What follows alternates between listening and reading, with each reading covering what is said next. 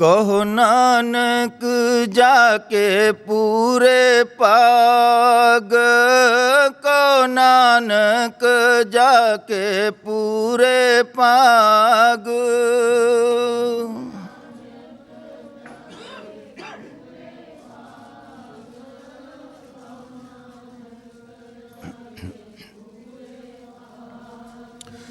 गुर चरनी ताका मन लाग, गुर चरनी ताका मन लाग।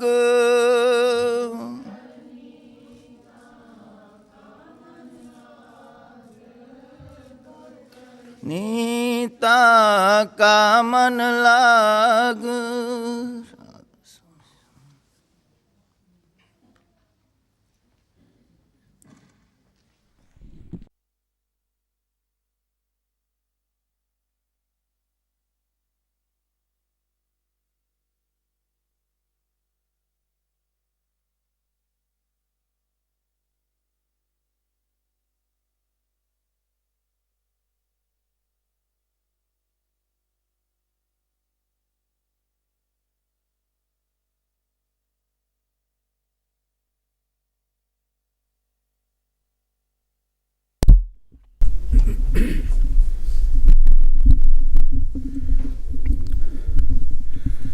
ओए उसे लगा ही एक हिंदी च लगा एक करना स्पीच लीडर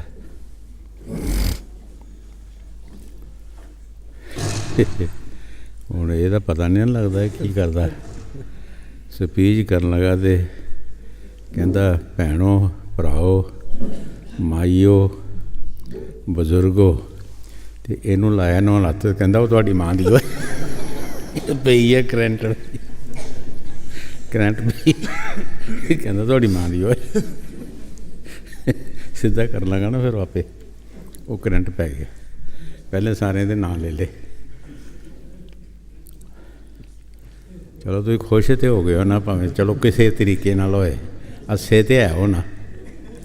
मेरा तो मकसद तुहानूं हसाण दा, ताकि थोड़ी बहुती थोड़े अंदरों जी भाप जी निकल जाए तो चलो थोड़ा सुखी हो जाओ। और की है तो जे अंदर ही रही तो अंदर ही गड़कती रही हैगी। आहो तौड़ी वाला लेखा।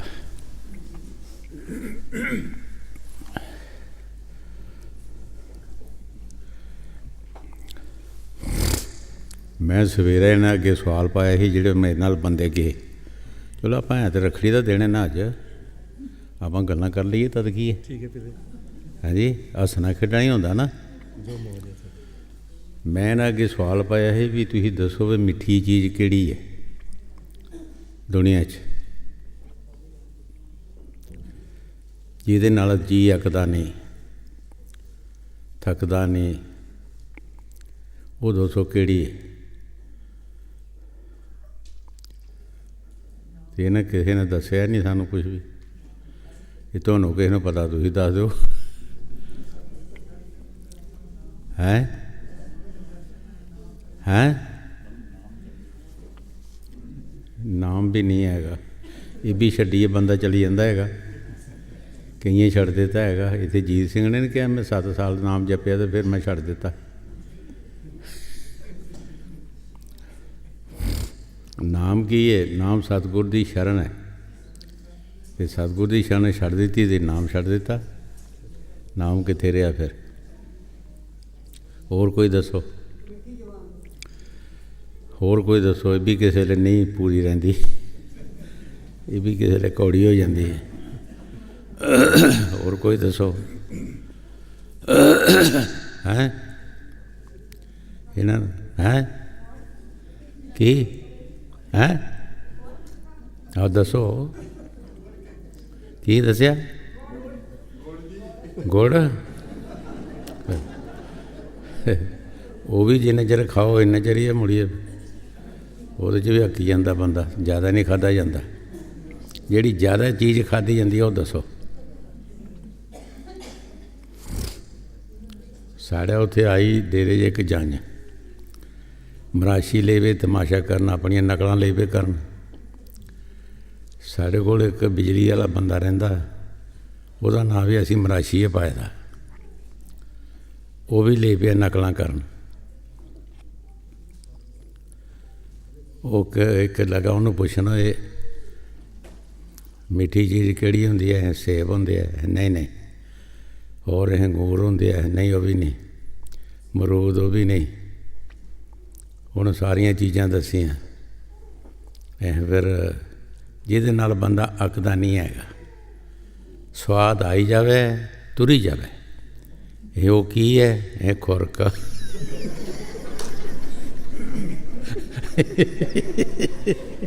ਖੁਰਕੀ ਜਾਵੇ, ਬੰਦਾ ਕਦੇ ਨਹੀਂ ਅੱਕਦਾ ਹੈਗਾ।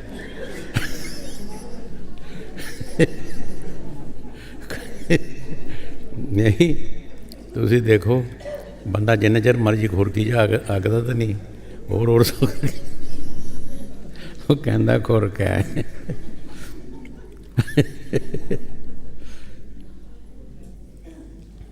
ਨਹੀਂ, ਠੀਕ ਨਹੀਂ ਹੈਗੀ ਨਾ। ਠੀਕ ਸਵਾਲ ਕਿ ਨਹੀਂ ਹੈ ਨਾ? ਤੁਸੀਂ ਦੱਸੋ। ਇਹ ਤਾਂ ਬੰਦਾ ਜਦੋਂ ਖੁਰਕਣ ਲੱਗਦਾ ਸੀ ਹਟਦਾ ਹੀ ਨਹੀਂ। ਤੇ ਹੈ ਨਾ ਸਭ ਤੋਂ ਮਿੱਠਾ। ਫਿਰ ਭਾਵੇਂ ਪਿੰਡੇ 'ਚੋਂ ਲਹੂ ਨਿਕਲੀ ਜਾਵੇ, ਛੱਡੂ ਨਹੀਂ ਵੈਸੇ। ਹੁਣ ਪੜ੍ਹਨਾ ਜੀ?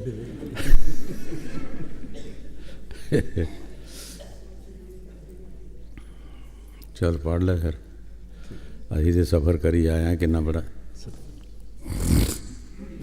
ਇਹ ਤਾਂ ਨਹੀਂ ਭਰਦਾ ਤੁਸੀਂ? ਇਹ ਗੱਲ ਤਾਂ ਨਹੀਂ ਭਰੀ ਹੈਗੀ ਨਾ ਯਾਰ, ਇਹ ਨਾ ਭਰਿਓ ਵੀ।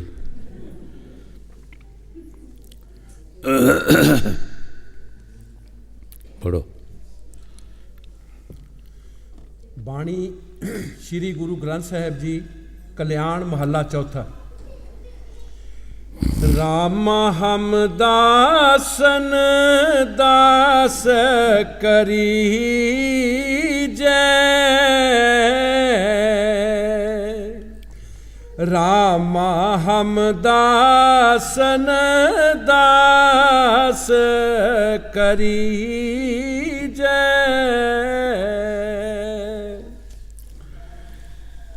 ਇਹ ਬਾਣੀ ਮਹਾਰਾਜ ਚੌਥੀ ਪਾਤਸ਼ਾਹੀ ਸ੍ਰੀ ਗੁਰੂ ਰਾਮਦਾਸ ਜੀ ਦੀ ਹੈ। ਕਈ ਵਾਰ ਅੱਗੇ ਵੀ ਦੱਸਿਆ ਕਿ ਜਦ ਸੰਤ ਮਹਾਂਪੁਰਖ ਦੁਨੀਆ 'ਚ ਆਉਂਦੇ ਹੈ, ਉਹ ਆਪਣੇ ਮੁਰਸ਼ਿਦ ਪਾਸੋਂ ਸੁੱਖ ਮੰਗਦੇ। ਜੋ ਵੀ ਮੰਗਣਗੇ ਉਹ ਸੁੱਖ ਵਾਲੀ ਵਸਤੂ ਮੰਗਣਗੇ, ਦੁੱਖ ਵਾਲੀ ਨਹੀਂ ਮੰਗਣਗੇ। ਇਹ ਦੁਨੀਆ ਦੇ ਵਿੱਚ ਜਿਤਨਾ ਵੀ ਮਟੀਰੀਅਲ ਹੈ, ਇਹ ਸਾਰਾ ਦੁੱਖ ਵਾਲਾ ਹੈ।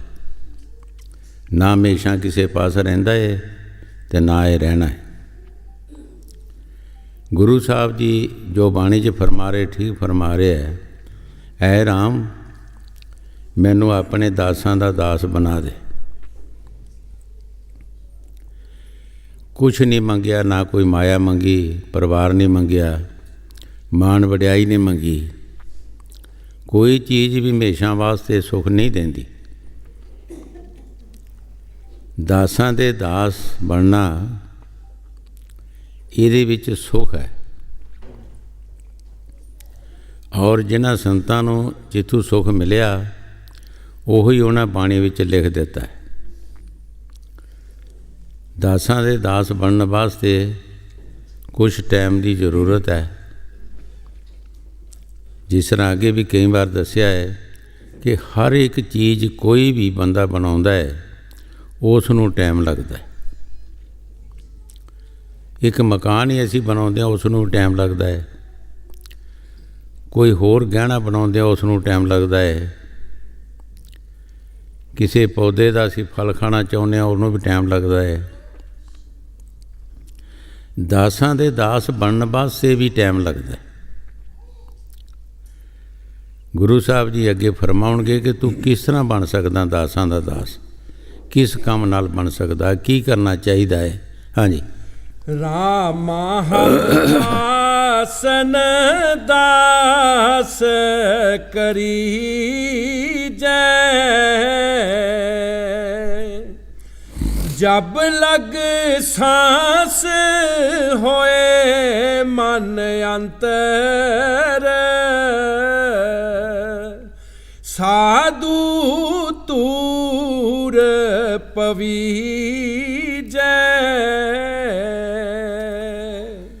ਗੁਰੂ ਸਾਹਿਬ ਜੀ ਦੇਖੋ ਕਿੱਡੀ ਲੰਮੀ ਮਨਿਆਦ ਦੱਸ ਰਹੇ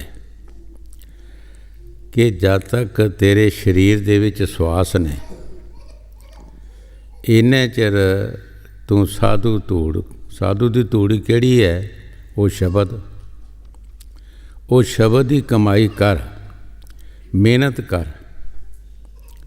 ਧੂੜੀ ਇਹ ਨਹੀਂ ਕਿ ਜਿਹੜੀ ਆਮ ਸਾਧੂ ਮਿੱਟੀ ਸਵਾਦ ਦਿੰਦੇ ਹੈ, ਇਹ ਧੂੜੀ ਨਹੀਂ ਹੈਗੀ। ਉਹ ਸੰਤ ਕੀ ਧੂੜ ਕਰੇ ਪੁਨੀਤਾ, ਸੰਤਾਂ ਦੀ ਧੂੜੀ ਜਿਹੜੀ ਹੈ ਉਹ ਪਵਿੱਤਰ ਕਰ ਦਿੰਦੀ ਹੈ।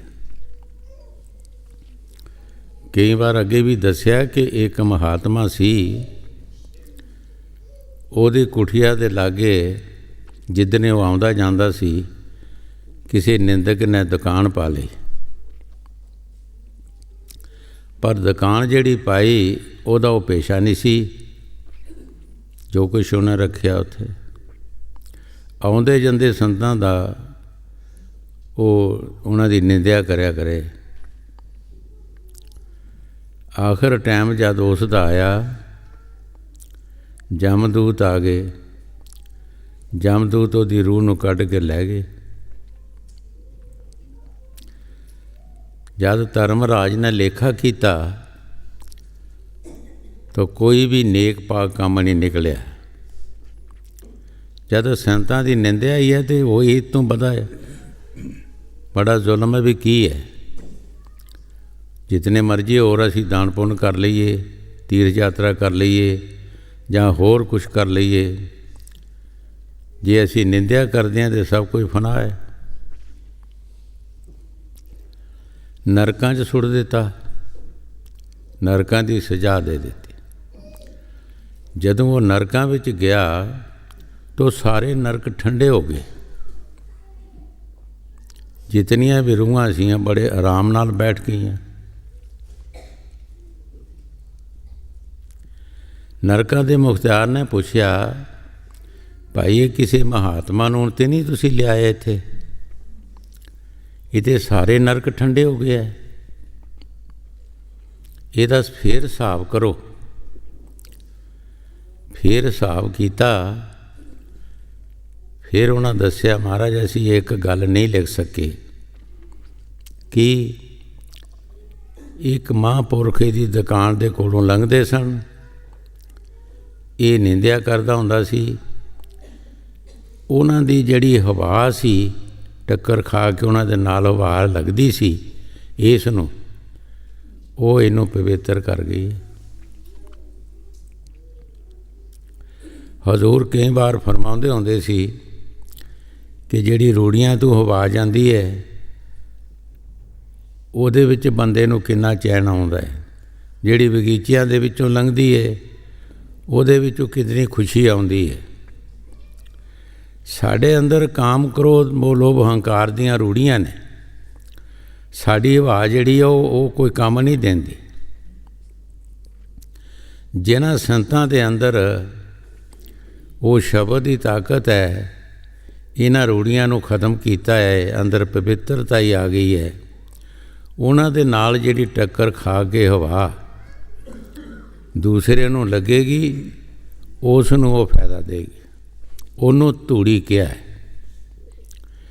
ਸੰਤ ਕੀ ਧੂੜੀ ਕਰੇ ਪਨੀਤਾ, ਸੰਤ ਦੀ ਧੂੜੀ ਜਿਹੜੀ ਹੈ ਉਹ ਪਵਿੱਤਰ ਕਰ ਦੇਗੀ। ਉਸ ਨੂੰ ਧੂੜੀ ਕਿਹਾ ਹੈ ਕਿ ਅੰਦਰ ਸ਼ਬਦ ਦੀ ਤਾਕਤ ਆ ਗਈ। ਇਹ ਕਾਮ, ਕ੍ਰੋਧ, ਮੋਹ, ਲੋਭ, ਹੰਕਾਰ ਦੀਆਂ ਰੂੜੀਆਂ ਜਿਹੜੀਆਂ ਇਹ ਖਤਮ ਹੋ ਗਈਆਂ, ਬਦਬੂ ਖਤਮ ਹੋ ਗਈ, ਖੁਸ਼ਬੋਈ ਅੰਦਰ ਆ ਗਈ। ਖੁਸ਼ਬੋਈ ਹੌਲੀਏ ਪਕੰਬਰ ਜਿਹੜੇ ਹੋਏ ਹੈ ਉਹਨਾਂ ਦੇ ਵਿੱਚ ਵੀ ਆ ਗਈ ਬੰਦਗੀ ਨਾਲ। ਕਈ ਵਾਰ ਅੱਗੇ ਵੀ ਦੱਸਿਆ ਕਿ ਨਿਜ਼ਾਮੁਦੀਨ ਹੌਲੀਆ, ਉਹਦੇ ਪਾਸ ਕੋਈ ਆਇਆ ਬੰਦਾ ਮਾਇਆ ਮੰਗਣ ਵਾਸਤੇ, ਤਾਂ ਮਾਇਆ ਉਹਨਾਂ ਦੇ ਪਾਸ ਉਸ ਵਕਤ ਹੈ ਨਹੀਂ ਸੀ। ਉਹਨਾਂ ਉਸ ਨੂੰ ਜੁੱਤੀ ਦੇ ਦਿੱਤੀ। ਹੁਣ ਉਹ ਜੁੱਤੀ ਦੇ ਵਿੱਚੋਂ ਉਹ ਮਹਿਕ ਆ ਰਹੀ ਸੀ, ਖੁਸ਼ਬੂ ਆ ਰਹੀ ਸੀ। ਜਿਸ ਰਸਤੇ ਉਹ ਜਾ ਰਿਹਾ ਸੀ ਉੱਧਰ ਦਾ ਹਵਾ ਦਾ ਰੁਖ ਸੀ। ਅੱਗੋਂ ਮੀਰ ਖਿਸਰੋ ਆ ਰਿਹਾ ਸੀ। ਮੀਰ ਖਿਸਰੋ ਨੇ 60 ਊਠ ਲੱਦੇ ਸੀ, ਚੰਗੀਆਂ ਚੰਗੀਆਂ ਚੀਜ਼ਾਂ ਕੋਈ ਹੋਊਗਾ। ਮੀਰ ਖਿਸਰੋ ਨੂੰ ਇੰਨੀ ਖੁਸ਼ੀ ਆਈ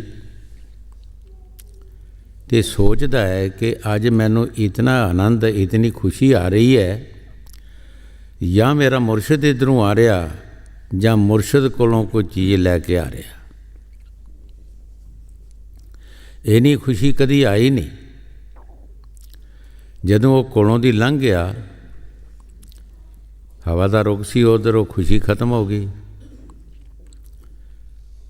ਮੁੜ ਕੇ ਪੁੱਛਿਆ, ਭਾਈ ਤੂੰ ਕਿੱਥੋਂ ਆਇਆ ਹੈ? ਕਹਿੰਦਾ ਨਿਜ਼ਾਮੁਦੀਨ ਹੌਲੀਏ ਦੇ ਪਾਸੋਂ ਹੈ। ਕੁਛ ਲਿਆਇਆ ਹੈ? ਕਹਿੰਦਾ ਜੀ ਇਹ ਟੁੱਟੇ ਹੋਏ ਛਿੱਤਰ ਦਿੱਤੇ ਆ ਉਹਨਾਂ ਨੇ। ਉਹਨੂੰ ਕੀ ਪਤਾ ਸੀ ਇਹਨਾਂ 'ਚ ਕੀ ਤਾਕਤ ਹੈਗੀ ਹੈ। ਦੇਣੇ ਆ ਤੂੰ? ਹਾਂ ਜੀ ਮੈਂ ਦੇ ਹੀ ਦੇਣੇ, ਮੈਂ ਕੀ ਕਰਨੇ। ਇੱਕ ਊਠ ਰੱਖਿਆ। ਦੇਖੋ ਆਸ਼ਿਕ ਜਿਹੜੇ ਮਾਲਕ ਦੇ ਪਿਆਰੇ ਹੈ, ਕਿਸ ਚੀਜ਼ ਨੂੰ ਖਰੀਦਦੇ ਆਓ। ਇੱਕ ਊਠ ਰੱਖਿਆ ਆਪਣੇ ਸਮਾਨ ਸਮੂਨ ਵਾਸਤੇ। ਇੱਕ ਘੱਟ 60 ਊਠ ਲੱਦੇ ਲਦਾਏ ਹੀ ਦੇ ਦਿੱਤੇ ਤੇ ਮੁਰਸ਼ਿਦ ਦੀ ਜੁੱਤੀ ਲੈ ਲਈ। ਜੁੱਤੀ ਲੈ ਕੇ ਆ ਰਿਹਾ ਸੀ। ਜਿਸ ਨੇ ਇੰਨੀ ਵੱਡੀ ਜਾਇਦਾਦ ਦਿੱਤੀ, ਕੁਛ ਨਾ ਕੁਛ ਦਿਲ ਦੇ ਵਿੱਚ ਤੇ ਆਉਂਦਾ ਹੀ ਸੀ ਨਾ ਕਿ ਮੈਂ ਮੁਰਸ਼ਿਦ ਨੂੰ ਜਾ ਕੇ ਦਿਆਂਗਾ, ਮੁਰਸ਼ਿਦ ਮੇਰੇ 'ਤੇ ਖੁਸ਼ ਹੋਏਗਾ। ਜਿਹੜੇ ਫਕੀਰ ਨੇ ਸ਼ਬਦ ਦੀ ਕਮਾਈ ਕਰਦੇ ਹੈ, ਉਹ ਸਭ ਤੋਂ ਪਹਿਲਾਂ ਇਹੀ ਸੋਚਦੇ ਹੈ ਕਿ ਅਗਰ ਸਿੱਖ ਕੋਈ ਚੰਗਾ ਕੰਮ ਕਰਦਾ ਹੈ ਤੇ ਉਹਦਾ ਉਹ ਮਾਣ ਨਾ ਕਰੇ, ਤਾਂ ਕਿ ਜਿਹੜੀ ਈਸ਼ਵਰ ਵੱਲੋਂ ਰਹਿਮਤ ਦੀ ਬਾਰਿਸ਼ ਪੈਣੀ ਹੈ, ਜਿਹੜਾ ਉਸ ਨੂੰ ਦਾਤ ਮਿਲਣੀ ਹੈ, ਤਾਂ ਕਿ ਉਹਦੇ ਅੰਦਰ ਠਹਿਰ ਜਾਏ। ਮਾਣ ਜਿਹੜਾ ਸਾਨੂੰ ਲੈ ਕੇ ਬਹਿ ਜਾਂਦਾ ਹੈ, ਕੀ ਹੈ ਕਰਾਇਆ ਸਭ ਗਿਆ ਜਬ ਆਇਆ ਹੰਕਾਰ। ਕਬੀਰ ਸਾਹਿਬ ਜੀ ਮਹਾਰਾਜ ਫਰਮਾਉਂਦੇ ਹੈ, ਸਾਡੇ ਤੀਰਥ ਵਰਤ ਜਗ ਮੋਸ਼ੇ, ਤਪੱਸਿਆ ਜੋ ਵੀ ਅਸੀਂ ਕਰਦੇ ਹਾਂ, ਜਦੋਂ ਸਾਡੇ 'ਚ ਹੰਕਾਰ ਆਉਂਦਾ ਹੈ ਤਾਂ ਉਹ ਬਰਬਾਦ ਹੋ ਜਾਂਦੇ। ਜਦੋਂ ਆ ਕੇ ਜੁੱਤੀ ਰੱਖੀ ਅੱਗੇ, ਪੁੱਛਿਆ ਨਿਜ਼ਾਮੁਦੀਨ ਹੌਲੀਆ ਨੇ ਕਿ ਕਿੰਨੇ ਦੀ ਲਿਆਂਦੀ ਹੈ। ਮਹਾਰਾਜ ਇੱਕ ਊਠ ਰੱਖਿਆ, 60 ਊਠ ਸਨ ਅਤੇ ਬਾਕੀ ਸਾਰੇ ਮੈਂ ਦੇ ਦਿੱਤੇ ਲੱਦੇ ਲਦਾਏ। ਅਤੇ ਮੁਰਸ਼ਿਦ ਨੇ ਕਿਹਾ ਤੂੰ ਤਾਂ ਕੁਛ ਵੀ ਨਹੀਂ ਦਿੱਤਾ, ਜੁੱਤੀ ਬੜੀ ਮਹਿੰਗੀ ਸੀ, ਜੁੱਤੀ ਮਹਿੰਗੀ ਸੀ, ਤੂੰ ਕੁਛ ਵੀ ਨਹੀਂ ਦਿੱਤਾ ਹੈਗਾ। ਜਿਹੜੀ ਥੋੜ੍ਹੀ ਬਹੁਤੀ ਮਾਣ ਦੀ ਕਰਨੀ ਸੀ ਉਹ ਵੀ ਖਤਮ ਹੋ ਗਈ। ਮੀਰ ਖਿਸਰੋ ਨੇ ਸੋਚਿਆ ਕਿ ਮੁਰਸ਼ਿਦ ਨੇ ਮੰਨਿਆ ਹੀ ਨਹੀਂ, ਪਤਾ ਨਹੀਂ ਕਿੰਨੀ ਮਹਿੰਗੀ ਸੀ ਇਹ। ਜਿਹੜੇ ਫਕੀਰ ਸ਼ਬਦ ਦੀ ਕਮਾਈ ਕਰਦੇ ਹੈ, ਹਜ਼ੂਰ ਕਈ ਵਾਰ ਫਰਮਾਉਂਦੇ ਹੁੰਦੇ ਕਿ ਉਸ ਦੌਲਤ ਨੂੰ ਲੈਣ ਵਾਸਤੇ ਨੱਕ ਵੀ ਬਿਰਲੇ ਹੁੰਦੇ ਹੈ, ਸਾਰੇ ਨਹੀਂ ਹੁੰਦੇ। ਜਿਨ੍ਹਾਂ ਦਾ ਹਜ਼ੂਰ ਦਾ ਦਰਬਾਰ ਹੈ, ਉਹ ਇੱਕ ਵਾਰ ਸ਼ਹਿਰ ਜਾ ਰਹੇ ਸੀ ਅਤੇ ਉਹਨਾਂ ਦੇ ਗੱਲ ਪਰਨਾ ਹੁੰਦਾ ਸੀ, ਉਹ ਡਿੱਗ ਪਿਆ। ਇੱਕ ਬੀਬੀ ਸੀ, ਉਹ ਵੀ ਆਪਣੇ ਆਪ ਨੂੰ ਮਹਾਤਮਾ ਹੀ ਸਮਝਦੀ ਸੀ, ਅੱਗੇ ਹੋ ਕੇ ਲੈਣ ਲੱਗੀ। ਹਜ਼ੂਰ ਕਹਿਣ ਲੱਗੇ ਹੱਥ ਨਾ ਲਾਈ ਮੇਰੇ ਪਰਨੇ ਨੂੰ, ਮੇਰੇ ਪਰਨੇ ਨੂੰ ਹੱਥ ਨਾ ਲਾਈ। ਕਹਿਣ ਲੱਗੀ ਜੀ ਅਸੀਂ ਤੁਹਾਡੇ ਪਰਨੇ ਵਰਗੇ ਵੀ ਨਹੀਂ। ਹਜ਼ੂਰ ਕਹਿੰਦੇ ਨਾ, ਪਰਨੇ ਵਰਗੇ ਕਿੱਥੇ ਤੁਸੀਂ, ਪਰਨੇ 'ਚੋਂ ਖੁਸ਼ਬੂ ਆ ਰਹੀ ਹੈ, ਤੇਰੇ 'ਚੋਂ ਬਦਬੂ ਆ ਰਹੀ ਹੈ, ਪਰਨੇ ਵਰਗੀ ਕਿੱਦਾਂ ਹੋ ਸਕਦੀਆਂ ਤੂੰ। ਉਸ ਨੂੰ ਧੂੜੀ ਕਹਿੰਦੇ ਆ। ਉਹ ਸਾਰੀ ਜ਼ਿੰਦਗੀ ਗੁਰੂ ਸਾਹਿਬ ਜੀ ਫਰਮਾ ਰਹੇ ਹੈ ਕਿ ਜੇ ਤੂੰ ਦਾਸਾਂ ਦੇ ਦਾਸ ਬਣਨਾ ਹੈ ਤੇ ਫਿਰ ਤੂੰ ਸਾਧੂਆਂ ਦੀ ਸੰਗਤ ਨਾ ਛੱਡੀ, ਉਹਨਾਂ ਦੇ ਦੱਸੇ ਹੋਏ ਨਿਯਮਾਂ ਦੇ ਚੱਲਣ ਦੀ ਕੋਸ਼ਿਸ਼ ਕਰੀ। ਹਾਂਜੀ। ਜਬ ਲਗ ਸਾਂਸ ਹੋਏ ਮਨ ਅੰਤਰ ਸਾਧੂ ਤੂਰ ਪਵੀਜੈ ਸ਼ੰਕਰ ਨਾਰਦ ਸ਼ੇਖ ਨਾਗ ਮੁਨੀ ਤੂਰ ਸਾਧੂ ਕੀ ਲੋਚੀ ਜੈ। ਗੁਰੂ ਸਾਹਿਬ ਜੀ ਬੜੇ ਪਿਆਰ ਦੇ ਨਾਲ ਫਰਮਾ ਰਹੇ ਹੈ, ਇਹ ਬੜੀਆਂ ਤਾਕਤਾਂ ਜਿਹੜੀਆਂ ਦੁਨੀਆ ਵਿੱਚ ਆਈਆਂ ਨੇ, ਇਹ ਵੀ ਸਾਧੂ ਦੀ ਧੂੜੀ ਨੂੰ ਲੋਚ ਰਹੀਆਂ ਕਿ ਉਹ ਧੂੜੀ ਸਾਨੂੰ ਵੀ ਮਿਲ ਜਾਏ, ਪਰ ਉਹ ਇਹਨਾਂ ਨੂੰ ਮਿਲਦੀ ਨਹੀਂ, ਕਿਉਂਕਿ ਇਹ ਜਦ ਵੀ ਮਿਲੇਗੀ ਮਨੁੱਖਾ ਜਨਮ ਦੇ ਵਿੱਚ ਆ ਕੇ, ਮਨੁੱਖਾ ਜਨਮ ਦੇ ਵਿੱਚ ਆ ਕੇ ਹੀ ਲੈ ਸਕਦੇ ਹੈ। ਇਹ ਦੂਸਰੀਆਂ ਤਾਕਤਾਂ ਉਸ ਚੀਜ਼ ਨੂੰ ਨਹੀਂ ਲੈ ਸਕਦੀਆਂ। ਹਾਂਜੀ।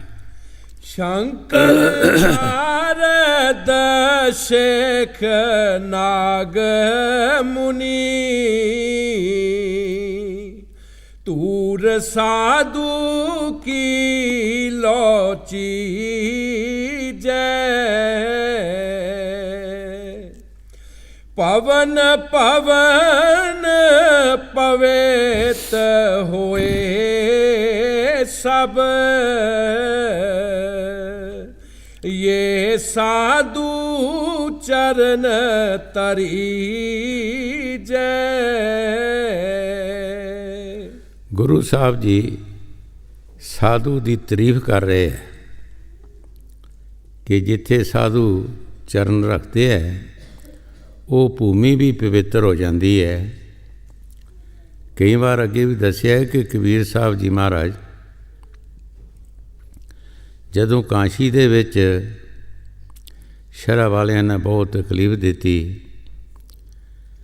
उन्हें सोचा चलो पासी भजन करना है, किसी ऐसी जगह ते चाहिए जिथे साढ़े मगर कोई जाए ना।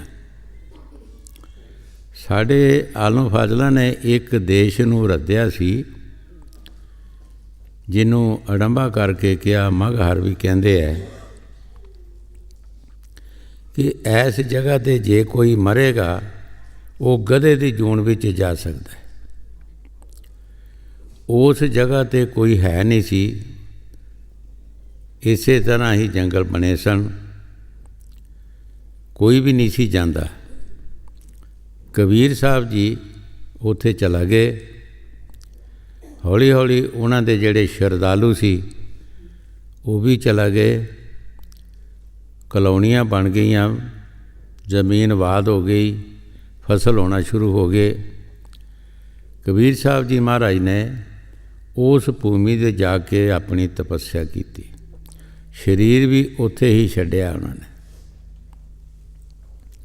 असी वो देखी जाके जगह, ख्याल होंदा है भी उस जगह नूं देखीए जिथे कबीर साहब ने शरीर छड्डिया। दो जगह बनिया ने, क्योंकि उस वक्त उन्होंने दोवें पार्टियां जिहड़ियां सी हिंदू मुसलमान, वो दोवें उन्होंने सिख सन। मुसलमान भी उन्होंने सिख सी और हिंदू भी उन्होंने सिख सी। मुसलमान कहन के साडा पीर है, असी अपनी रिसम करनी है। हिंदू कहन के साडा गुरु है, असी अपनी रिसम दे नाल इन्हां दा जो भी संस्कार करना है, जिस तरह इन्हें करना है। ये रौला पै गया। हुण उधर हिंदू भी राजे महाराजे सन, वो भी बड़े बड़े नवाब पठान सन, उन्हां विच भी बड़े बड़े सन। कबीर साहब जी फिर दे विच आके उन्होंने आवाज़ मारी, दरवाज़ा खोलो। जदों दरवाज़ा खोलिया, इतिहास दसदा है, दरवाज़ा खोलिया, उन्हें कहा दो चादर लियाओ। दो चादर लिया के कहन लगे फुल लियाओ। दो चादर बिछा दो अंदर, उन्होंने उत्ते फुल पा दो। 1 घंटे के बाद तुसी दरवाज़ा खोल लेना। जो इतिहास दसदा है, ये दसदा है कि ਬਾਅਦ ਵਿੱਚ ਚਾਦਰਾਂ ਹੀ ਨਜ਼ਰ ਆਈਆਂ, ਕਬੀਰ ਸਾਹਿਬ ਨਹੀਂ ਲੱਭੇ। ਚਾਦਰਾਂ ਸਿਰਫ ਨਜ਼ਰ ਆਈਆਂ, ਇੱਕ ਚਾਦਰ ਮੁਸਲਮਾਨਾਂ ਨੇ ਲੈ ਲਈ, ਇੱਕ ਚਾਦਰ ਹਿੰਦੂਆਂ ਨੇ ਲੈ ਲਈ। ਮੁਸਲਮਾਨਾਂ ਨੇ ਆਪਣੀ ਰਸਮ ਕੀਤੀ, ਹਿੰਦੂਆਂ ਨੇ ਆਪਣੀ ਰਸਮ ਕੀਤੀ। ਜੋ ਬਾਣੀ ਵਿੱਚ ਗੁਰੂ ਸਾਹਿਬ ਜੀ ਫਰਮਾ ਰਹੇ, ਸਾਧੂ ਦੇ ਬਾਰੇ ਫਰਮਾ ਰਹੇ। ਸਾਧੂ ਆਮ ਨਹੀਂ ਜਿਹੜੇ ਘਰ ਘਰ ਮੰਗਦੇ ਫਿਰਦੇ ਹੈ, ਵੇਸ਼ ਬਦਲ ਕੇ, ਕੋਈ ਕੱਪੜਿਆਂ ਦਾ ਤਬਦੀਲੀ ਕਰ ਲੈਂਦਾ, ਕੋਈ ਕੇਸਾਂ ਦੀ, ਕੋਈ ਨੰਗਾ ਰਹਿੰਦਾ, ਕੋਈ ਕੱਪੜੇ ਲਾਉਂਦਾ, ਕਈ ਤਬਦੀਲੀਆਂ ਆਪਣੀਆਂ ਕਰਕੇ ਘਰ ਘਰ ਤੁਰੀ ਫਿਰਦੇ ਹੈ। ਉਹਨਾਂ ਨੂੰ ਸੰਤ ਸਾਧੂ ਨਹੀਂ ਕਹਿੰਦੇ।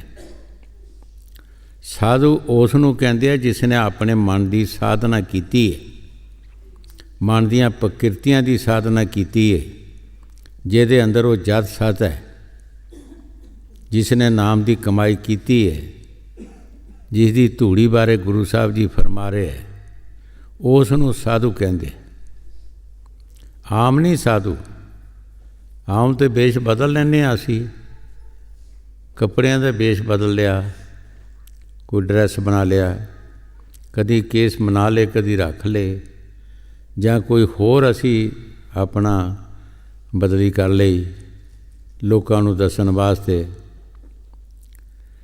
ਲੇਕਿਨ ਜਿਸ ਨੂੰ ਸਾਧੂ ਸੰਤ ਕਹਿ ਰਹੇ ਹੈ, ਉਹ ਸਾਧੂ ਹੈ ਸ਼ਬਦ ਰੂਪੀ ਮਹਾਂਪੁਰਖ, ਜਿਹਨੇ ਸ਼ਬਦ ਦੀ ਕਮਾਈ ਕੀਤੀ ਔਰ ਜਿਹਦੇ ਅੰਦਰ ਉਹ ਜਦ ਸਤ ਆਇਆ, ਜਿਸ ਨੇ ਇਸ ਮਨ ਦੀ ਸਾਧਨਾ ਕੀਤੀ ਹੈ।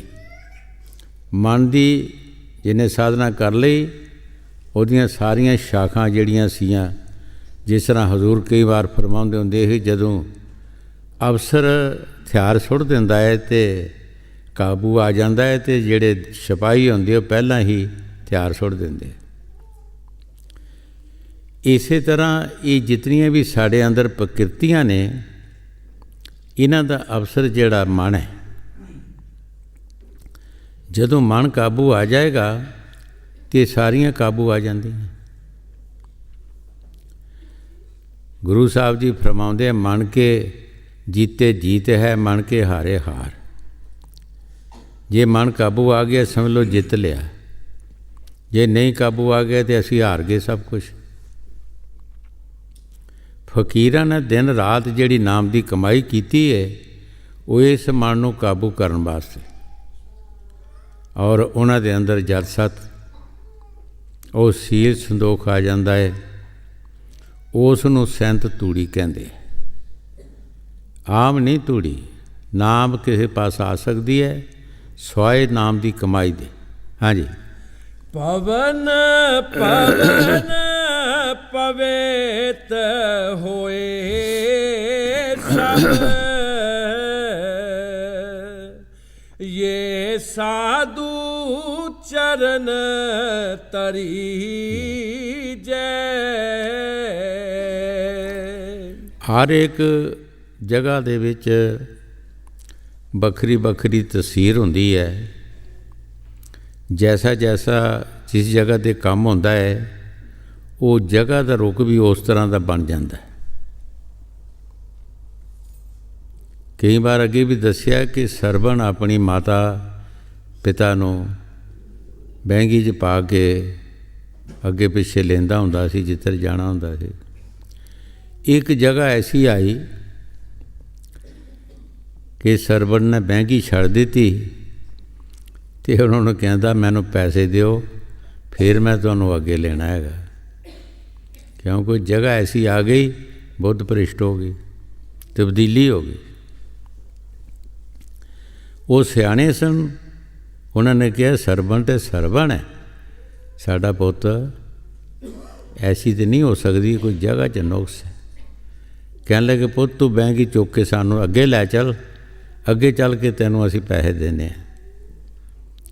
ਜਦੋਂ ਉੱਥੋਂ ਬਹਿੰਗੀ ਚੁੱਕ ਕੇ ਅੱਗੇ ਗਿਆ ਅਤੇ ਛੱਡ ਕੇ ਮਾਫੀ ਮੰਗਣ ਲੱਗਾ ਕਿ ਮੈਂ ਬੜੀ ਗਲਤੀ ਕੀਤੀ ਹੈ, ਤੁਸੀਂ ਤਾਂ ਦੋਵੇਂ ਆਨੇ ਹੋ, ਤੁਸੀਂ ਮੈਨੂੰ ਕੀ ਦੇਣਾ, ਪੈਸੇ ਕਿੱਥੋਂ ਦੇਣੇ ਸੀ, ਮੈਨੂੰ ਮਾਫ ਕਰੋ। ਉਹਨਾਂ ਨੇ ਕਿਹਾ ਕਿ ਤੇਰੀ ਕੋਈ ਗਲਤੀ ਨਹੀਂ, ਇਹ ਉਸ ਜਗ੍ਹਾ ਦੀ ਗਲਤੀ ਸੀ। ਉਹ ਜਗ੍ਹਾ ਹੀ ਐਸੀ ਸੀ ਭਾਈ, ਜਿਸ ਜਗ੍ਹਾ 'ਤੇ ਜਾ ਕੇ ਜੂਆ ਖੇਡਿਆ ਜਾਂਦਾ ਹੈ, ਤੁਸੀਂ ਜਾਓਗੇ ਤੁਹਾਡਾ ਮਨ ਉੱਥੇ ਬਦਲ ਜਾਏਗਾ। ਜਿਸ ਜਗ੍ਹਾ 'ਤੇ ਕੋਈ ਹੋਰ ਕੰਮ ਹੁੰਦਾ ਹੈ ਤੁਸੀਂ ਉੱਥੇ ਜਾਓਗੇ, ਉੱਥੇ ਤੁਹਾਡਾ ਮਨ ਹੋਰ ਤਰ੍ਹਾਂ ਹੋ ਜਾਏਗਾ। ਜਿਸ ਜਗ੍ਹਾ 'ਤੇ ਈਸ਼ਵਰ ਦਾ ਨਾਮ ਜਪਿਆ ਜਾਂਦਾ ਹੈ, ਜਦੋਂ ਤੁਸੀਂ ਉਸ ਜਗ੍ਹਾ 'ਤੇ ਜਾਓਗੇ ਤਾਂ ਤੁਹਾਡੇ 'ਚ ਵੀ ਤਬਦੀਲੀ ਹੋ ਜਾਏਗੀ। ਕੁਛ ਨਾ ਕੁਛ ਮਾਲਕ ਦਾ ਖੌਫ ਆ ਜਾਏਗਾ, ਕੁਛ ਨਾ ਕੁਛ ਫਰਕ ਪੈ ਜਾਂਦਾ ਹੈ। ਇਸ ਵਾਸਤੇ ਜੋ ਗੁਰੂ ਸਾਹਿਬ ਜੀ ਬਾਣੀ 'ਚ ਫਰਮਾ ਰਹੇ ਹੈ ਕਿ ਸੰਤ ਸ਼ਬਦ ਅਭਿਆਸੀ ਜਿਹੜੇ ਮਹਾਂਪੁਰਖ ਨੇ, ਉਹ ਜਿੱਥੇ ਵੀ ਚਰਨ ਰੱਖਦੇ ਉਹ ਭੂਮੀ ਤਰ ਜਾਂਦੀ ਹੈ, ਉਹ ਪਵਿੱਤਰ ਹੋ ਜਾਂਦੀ ਹੈ। ਹਾਂਜੀ। ਪਵਨ ਪਵਨ ਪਵਿੱਤ ਹੋਏ ਸਭ, ये साधु चरण तरी जय। तज लाज अहंकार सब तजिए, मिल साधु संग रही जय। ਗੁਰੂ ਸਾਹਿਬ ਜੀ ਬੜੇ ਪਿਆਰ ਦੇ ਨਾਲ ਫਰਮਾ ਰਹੇ ਹੈ, ਐ ਪੁਰਸ਼ ਅਗਰ ਤੂੰ ਸਾਧੂ ਦੇ ਪਾਸ ਆਉਣਾ ਹੈ ਤੇ ਫਿਰ ਹੰਕਾਰ ਤੇ ਮਾਣ ਲੋਕ ਲਾਜ ਤਜ ਕੇ ਆ,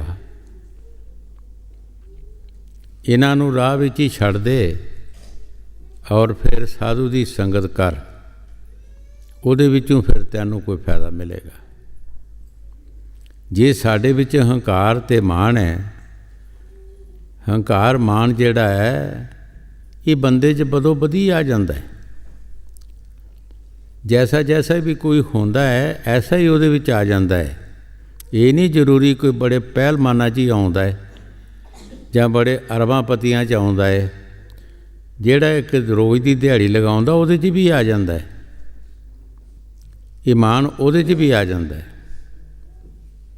ਇਸ ਵਾਸਤੇ ਗੁਰੂ ਸਾਹਿਬ ਜੀ ਫਰਮਾਉਂਦੇ ਹੈ ਕਿ ਤੂੰ ਲੋਕ ਲਾਜ ਵੀ ਤਜ ਦੇ, ਹੰਕਾਰ ਤੇ ਮਾਣ ਵੀ ਤਜ ਦੇ ਔਰ ਸਾਧੂਆਂ ਦੀ ਸੰਗਤ ਕਰ, ਕਿਉਂਕਿ ਇਹ ਸਾਡੇ ਅੰਦਰ ਇੱਕ ਬਹੁਤ ਬੜੀਆਂ ਰੁਕਾਵਟਾਂ ਨੇ। ਜਿਨ੍ਹਾਂ ਨੇ ਫਕੀਰਾਂ ਨੇ ਨਾਮ ਜਪਿਆ ਉਹਨਾਂ ਨੇ ਮਾਣ ਛੱਡਿਆ, ਇੱਜ਼ਤ ਛੱਡੀ, ਲੋਕ ਲਾਜ ਛੱਡੀ। ਹਜ਼ੂਰ ਕਈ ਵਾਰ ਫਰਮਾਉਂਦੇ ਹੁੰਦੇ, ਭਰਥਰੀ ਗੋਪੀ ਚੰਦ ਰਾਜਾ ਜਦੋਂ ਇਹ ਸਾਧੂ ਹੋ ਗਏ, ਸਾਧੂ ਹੋ ਕੇ ਤੇ ਕਿਸੇ ਗਰੀਬ ਘਰ ਜਾ ਕੇ ਇੱਕ ਸ਼ਹਿਰ ਵਿੱਚ ਰਹਿਣ ਲੱਗੇ। ਹੁਣ ਜਿੱਥੇ ਕੋਈ ਜੈਸਾ ਬੰਦਾ ਹੋਵੇ ਐਸੀ ਹਵਾ ਫੈਲ ਜਾਂਦੀ ਹੈ। ਹੌਲੀ ਹੌਲੀ ਪਤਾ ਲੱਗਾ ਮਹੱਲੇ ਵਿੱਚ ਵੀ ਇੱਥੇ ਕੋਈ ਸਾਧੂ ਆਏ ਹੈ, ਰਾਜ ਛੱਡ ਕੇ ਆਏ, ਰਾਜੇ ਸਾਧੂ ਹੋਏ। ਮਹੱਲੇ 'ਚ ਪਤਾ ਲੱਗਾ, ਬਾਜ਼ਾਰਾਂ 'ਚ ਪਤਾ ਲੱਗ ਗਿਆ, ਪਾਤਸ਼ਾਹ ਤੱਕ ਪਤਾ ਲੱਗ ਗਿਆ। ਅਤੇ ਪਾਤਸ਼ਾਹ ਨੇ ਸੋਚਿਆ ਕਿ ਜਿਹੜੇ ਰਾਜ ਛੱਡ ਕੇ ਸਾਧੂ ਹੋਏ ਹੈ ਉਹਨਾਂ ਦੇ ਪਾਸ ਜ਼ਰੂਰ ਕੋਈ ਈਸ਼ਵਰ ਦੀ ਕਮਾਈ ਹੋਏਗੀ। ਚਲੋ ਕੋਈ ਨਾ ਕੋਈ ਫਾਇਦਾ ਲਈਏ ਉਹਨਾਂ ਪਾਸੋਂ, ਦਰਸ਼ਨ ਕਰੀਏ। ਉਹਨਾਂ ਦੇ ਦਰਸ਼ਨ ਕਰਨੇ ਬਹੁਤ ਜ਼ਰੂਰੀ ਹੈ, ਕਿਉਂ ਜਿਹਨਾਂ ਰਾਜ ਛੱਡਿਆ ਹੈਗਾ। ਜਦੋਂ ਆ ਰਹੇ ਸਨ ਅਤੇ ਛੜੇ ਰਾਜੇ ਨੇ ਤਾਂ ਆਉਣਾ ਨਹੀਂ ਸੀ, ਉਹਦੇ ਨਾਲ ਅਫਸਰ ਵੀ ਆਏ, ਨਾਲ ਰਿੱਜਤ ਵੀ ਆਈ। ਰੌਲਾ ਪੈਂਦਾ ਆਇਆ। ਘਰ ਵਾਲੇ ਨੂੰ ਪੁੱਛਿਆ, ਇਹ ਰੌਲਾ ਕਾਹਦਾ ਹੈ? ਕਹਿਣ ਲੱਗੇ, ਜੀ ਪਾਤਸ਼ਾਹ ਤੁਹਾਡੇ ਦਰਸ਼ਨਾਂ ਨੂੰ ਆ ਰਿਹਾ। ਉਹਨਾਂ ਕਿਹਾ, ਇਹ ਤਾਂ ਬੜਾ ਮਾੜਾ ਕੰਮ ਹੋਇਆ। ਇਸੇ ਮਾਣ ਵਡਿਆਈ ਨੂੰ ਅਸੀਂ ਛੱਡ ਕੇ ਆਏ ਹਾਂ। ਜੇ ਰਾਜੇ ਦਰਸ਼ਨ ਲੱਗ ਪਏ ਕਰਨ ਤਾਂ ਫਿਰ ਮਾਣ ਵਡਿਆਈ ਹੋ ਗਈ, ਫਿਰ ਵਾਧਾ ਵੱਧ ਗਿਆ। ਇਸ ਮਾਣ ਵਡਿਆਈ ਨੂੰ ਅਸੀਂ ਛੱਡ ਕੇ ਆਏ ਹਾਂ, ਫਿਰ ਭਜਨ ਕਿੱਦਾਂ ਕਰਾਂਗੇ? ਅਸੀਂ ਭਜਨ ਕਰਨ ਵਾਸਤੇ ਫਕੀਰ ਕਈ ਕੰਮ ਸੋਚਦੇ ਹੈ ਕਿ ਕਿਸ ਤਰ੍ਹਾਂ ਅਸੀਂ ਕਰਨਾ ਚਾਹੀਦਾ। ਆਪੂ ਵਿੱਚ ਸਲਾਹ ਬਣਾਈ ਦੋਨਾਂ ਨੇ ਕਿ ਜਦੋਂ ਇੱਥੇ ਆਉਣਗੇ ਦੋਵੇਂ ਲੜ ਪਈਏ, ਦੋਵੇਂ ਲੜ ਪਾਵਾਂਗੇ ਖਾਣ ਤੋਂ, ਤੂੰ ਕਹੀਂ ਜਿਹੜੀਆਂ ਤੂੰ ਕੱਲ੍ਹ ਪੂਰੀਆਂ ਲਿਆਂਦੀਆਂ ਤੂੰ ਸਾਰੀਆਂ ਖਾ ਗਿਆ। ਮੈਂ ਕਹਾਂਗਾ ਜਿਹੜੀਆਂ ਤੂੰ ਪਰਸੋਂ ਲਿਆਂਦਾ ਹਲਵਾ ਜਿਹਾ ਤੂੰ ਖਾ ਗਿਆ ਸੀ। ਧੱਕ ਭਧਾਕਾ ਕਰਾਂਗੇ ਅਤੇ ਆਪਾਂ ਆਪੇ ਚਲੇ ਜਾਣਗੇ। ਸਾਨੂੰ ਕੀ ਹੈ ਇਸ ਨਾਲ? ਜੇ ਅਸੀਂ ਚੁੱਪ ਕਰਕੇ ਬੈਠੇ ਰਹੇ ਤਾਂ ਸਾਡੀ ਮਾਣ ਵਡਿਆਈ ਹੋਣਾ ਸ਼ੁਰੂ ਹੋ ਗਈ, ਫਿਰ ਅਸੀਂ ਭਜਨ ਨਹੀਂ ਕਰ ਸਕਦੇ। ਜਿੱਥੇ ਪਾਤਸ਼ਾਹ ਆ ਗਏ ਉੱਥੇ ਸਾਰੇ ਲੋਕਾਂ ਨੇ ਆਉਣਾ, ਫਿਰ ਅਸੀਂ ਭਜਨ ਕਿੱਦਾਂ ਕਰਾਂਗੇ? ਜਦੋਂ ਆ ਕੇ ਬਾਹਰ ਬੈਠ ਗਏ, ਉਹ ਅੰਦਰੋਂ ਨਿਕਲੇ। ਜਿਹੜੇ ਅੰਦਰੋਂ ਨਿਕਲੇ ਅਤੇ ਕਹਿਣ ਲੱਗੇ ਤੂੰ ਕੱਲ੍ਹ ਜਿਹੜੀਆਂ ਪੂਰੀਆਂ ਲਿਆਂਦੀਆਂ ਸਾਰੀਆਂ ਤੂੰ ਖਾ ਗਿਆ ਸੀ? ਉਹ ਕਹਿੰਦਾ ਜਿਹੜਾ ਪਰਸੋਂ ਤੂੰ ਹਲਵਾ ਲਿਆਂਦਾ ਤੂੰ ਨਹੀਂ ਖਾ ਗਿਆ ਸਾਰਾ? ਉਹਨੂੰ ਧੱਕਾ ਮਾਰਿਆ, ਉਹਨੂੰ ਧੱਕਾ ਮਾਰਿਆ। ਅਤੇ ਪਾਤਸ਼ਾਹ ਕਹਿੰਦਾ ਇਹਦੇ ਖਾਣ ਤੋਂ ਹੀ ਲੜਨ ਡੇ ਨੇ, ਸਾਧੂ ਕਾਹਦੇ ਹੈਗੇ ਆ ਇਹ? ਚਲੋ ਚਲੀਏ, ਇੱਥੇ ਕੁਛ ਵੀ ਨਹੀਂ ਹੈਗੇ। ਜਦੋਂ ਚਲਾ ਗਏ ਤਾਂ ਮਗਰੋਂ ਕਹਿੰਦੇ ਮੱਖੀਆਂ ਉੱਡ ਗਈਆਂ, ਆਪਾਂ ਆਰਾਮ ਨਾਲ ਭਜਨ ਕਰਾਂਗੇ। ਕਈ ਘਰਾਂ ਦੇ ਵਿੱਚ ਵੀ ਐਸੇ ਹੁੰਦੇ ਹੈ ਕਿ ਜਿਹੜੇ ਦੂਸਰੇ ਬੰਦੇ ਨੂੰ ਰੋਟੀ ਖਵਾਉਣਾ ਬੜਾ ਮੁਸ਼ਕਿਲ ਜਿਹਾ ਹੋ ਜਾਂਦਾ। ਕਈ ਐਸੇ ਮੀਆਂ ਬੀਬੀ ਇਕੱਲੇ ਗਿੱਝੇ ਹੁੰਦੇ ਆ ਕਿ ਤੀਸਰਾ ਬੰਦਾ ਆ ਜਾਏ ਤਾਂ ਉਹਨਾਂ ਵਾਸਤੇ ਮੌਤ ਪੈ ਜਾਂਦੀ ਹੈਗੀ। ਥੋੜ੍ਹੀ ਜਿਹੀ ਸਾਖੀ ਮੈਂ ਤੁਹਾਨੂੰ ਸੁਣਾ ਦਿੰਦਾ। ਵੈਸੇ ਸੁਣਾ ਦੇਵਾਂ? ਸੁਣਾ ਦੇ। ਕੋਈ ਕਿਸੇ ਦੇ ਪ੍ਰਾਹੁਣਾ ਚਲਾ ਗਿਆ, ਉਹ ਅੱਗੇ ਦੋਵੇਂ ਜੀ ਸਨ। ਉਹ ਸੋਚਣ ਲੱਗੇ ਵੀ ਇਹ ਤਾਂ ਹੁਣ ਬੜਾ ਫਾਹ ਪਿਆ, ਹੁਣ ਪ੍ਰਾਹੁਣੇ ਵਾਸਤੇ ਵੀ ਰੋਟੀ ਬਣਾਉਣੀ ਹੈ ਅਸੀਂ। ਉਹ ਕਹਿਣ ਲੱਗਾ ਘਰ ਵਾਲਾ ਵੀ ਇਸ ਤਰ੍ਹਾਂ ਕਰੀਏ, ਦੋਵੇਂ ਲੜ ਪਈਏ, ਆਪੇ ਪ੍ਰਾਹੁਣਾ ਚਲੇ ਜਾਓ, ਪ੍ਰਾਹੁਣੇ ਨੇ ਇੱਥੇ ਕੀ ਕਰਨਾ ਫਿਰ? ਕਹਿੰਦੇ ਗੱਲ ਤਾਂ ਠੀਕ ਹੈ, ਪਰ ਗੱਲ ਇਸ ਤਰ੍ਹਾਂ ਵੀ ਮੈਂ ਛਾਂਟਾਂ ਛੂਟਾਂ ਮਾਰਨੀਆਂ ਨਹੀਂ ਅਤੇ ਤੂੰ ਲੜਾਈ ਜਾਵੀਂ। ਮਾਰਾਂਗਾ ਮੈਂ ਕੰਧ ਕੁੰਧ ਨਾਲ ਹੀ ਹੈ, ਅਤੇ ਤੂੰ ਸੁੱਕੇ ਹੀ ਸੰਗੇ ਲੜਾਈ ਜਾਵੀਂ, ਤੂੰ ਇੱਦਾਂ ਹੀ ਲੜਾਈ ਜਾਵੀਂ। ਮੈਂ ਸੱਚੇ ਮੁੱਚੇ ਨਹੀਂ ਤੈਨੂੰ ਮਾਰਨਾ ਹੈਗਾ। ਉਹ ਅੰਦਰ ਲੜ ਪਏ, ਦੋਵੇਂ ਲੜ ਪਏ। ਲੜਦੇ ਲੜਦੇ ਬਾਹਰ ਆ ਗਏ। ਪ੍ਰਾਹੁਣੇ ਨੇ ਸੋਚਿਆ ਇਹਨਾਂ ਨੇ ਬੜਾ ਪਖੰਡ ਬਣਾਇਆ, ਹੁਣ ਮੈਂ ਕਿੱਧਰ ਜਾਵਾਂ? ਉਹਨੂੰ ਪ੍ਰਸ਼ਤੀ ਜੀ ਦੇਖੀ ਅਤੇ ਛਾਲ ਮਾਰੀ, ਉਹਦੇ 'ਤੇ ਬੈ ਚੜ੍ਹ ਗਿਆ। ਉੱਥੇ ਬਿਸਤਰੇ ਬੁਸਰੇ ਫੇਰੇ, ਉਹਨੇ ਚੁੱਪ ਕਰੀਏ ਬਿਸਤਰਾ ਪਾਇਆ ਥੱਲੇ, ਅਤੇ ਸਰੈਣਾ ਲਿਆ ਅਤੇ ਆਪਣੇ ਲੰਮਾ ਪੈ ਰਿਹਾ। ਜਦੋਂ ਲੜ ਲੁੜ ਕੇ ਅੰਦਰ ਆਏ, ਦੇਖਿਆ ਤਾਂ ਪ੍ਰਾਹੁਣਾ ਨਹੀਂ ਲੱਭਾ। ਪ੍ਰਾਹੁਣੇ ਨੇ ਲੱਭਾ ਅਤੇ ਉਹ ਫਿਰ ਸਿਫਤ ਲਈ ਪਏ ਕਹਿਣ, ਯਾਰ ਵੀ ਭਰਨਾ ਤੂੰ ਇਹ ਵਿੱਚ ਹੀ ਭਰਨੀ ਹੈ, ਤੇਰੀ ਮਰਜ਼ੀ ਭਰ ਲੈ। ਤੇ ਇਹ ਤਾਂ ਸ਼ੁਕਰਬਾਜੀ ਹੈ। ਸਿਫਤ ਲਈ ਵੀ ਕਰਨਾ ਪਊ ਵਿੱਚ। ਹੁਣ ਘਰ ਵਾਲਾ ਜਿਹੜਾ ਕਹਿੰਦਾ ਦੇਖੋ ਯਾਰ ਦੀਆਂ ਬਾਤਾਂ, ਮੈਂ ਤਾਂ ਕੰਧੇ ਨਾਲ ਲਗਾਈਆਂ, ਛਾਟਾਂ ਲਾਈ ਮੈਂ ਵੀ ਨਹੀਂ ਹੋ। ਉਹ ਕਹਿੰਦੀ ਦੇਖ ਮੇਰੀ ਚਤਰਾਈ, ਮੈਂ ਤਾਂ ਸੁੱਕੇ ਹੀ ਸੰਗੇ ਲੜਾਈ ਰੋਈ ਮੈਂ ਵੀ ਨਹੀਂ ਹੋ। ਤਾਂ ਪ੍ਰਾਹੁਣਾ ਸੋਚਦਾ ਹੁਣ ਮੈਂ ਕੀ ਕਰਾਂ? ਪ੍ਰਾਹੁਣੇ ਨੇ ਉੱਪਰੋਂ ਹੀ ਆਵਾਜ਼ ਦਿੱਤੀ, ਦੇਖੋ ਯਾਰ ਦਾ ਬੁੱਤਾ ਜੁੱਲਾ ਲੈ ਸਰਾਣਾ ਸੁੱਤਾ, ਗਿਆ ਮੈਂ ਵੀ ਨਹੀਂ ਹੋ ਹੈ।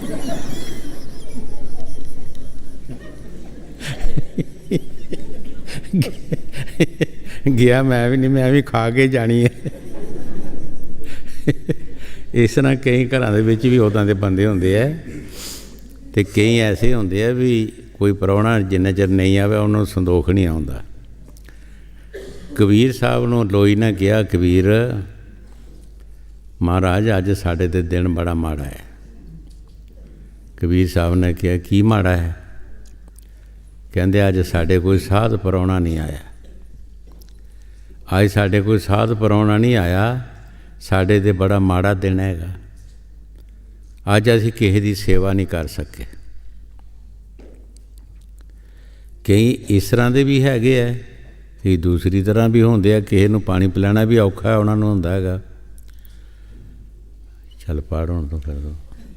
ਤਜ ਲਾਜ ਅਹੰਕਾਰ ਸਭ ਤਜੀਐ, ਮਿਲ ਸਾਧੂ ਸੰਗ ਰਹੀ ਜੈ। ਧਰਮ ਰਾਏ ਕੀ ਕਾਨ ਚੁਕਾਵੇ, ਬਿਖ ਡੁੱਬਦਾ ਕਾੜ ਕਾਢ ਕਢੀਜੈ। ਗੁਰੂ ਸਾਹਿਬ ਜੀ ਬੜੇ ਪਿਆਰ ਦੇ ਨਾਲ ਫਰਮਾ ਰਿਹਾ ਹੈ ਕਿ ਜਦ ਤੂੰ ਸਾਧੂ ਦੇ ਪਾਸ ਆਏਗਾ, ਤੇਰੀ ਵਿਖਿਆ ਵਿੱਚ ਜਿਹੜੀ ਬੇੜੀ ਰੁੜ ਰਹੀ ਹੈ, ਸਾਧੂ ਤੈਨੂੰ ਪਾਰ ਕਰ ਦੇਗਾ। ਉਹ ਤੈਨੂੰ ਪਾਰ ਕਰ ਦੇਗਾ, ਤੇਰੀ ਮੁਕਤੀ ਕਰ ਦੇਗਾ, ਤੈਨੂੰ ਆਪਣੇ ਘਰ ਪਹੁੰਚਾ ਦੇਗਾ। ਸਾਧੂ ਦੇ ਵਿੱਚ ਇੰਨੀ ਤਾਕਤ ਹੋਏਗੀ।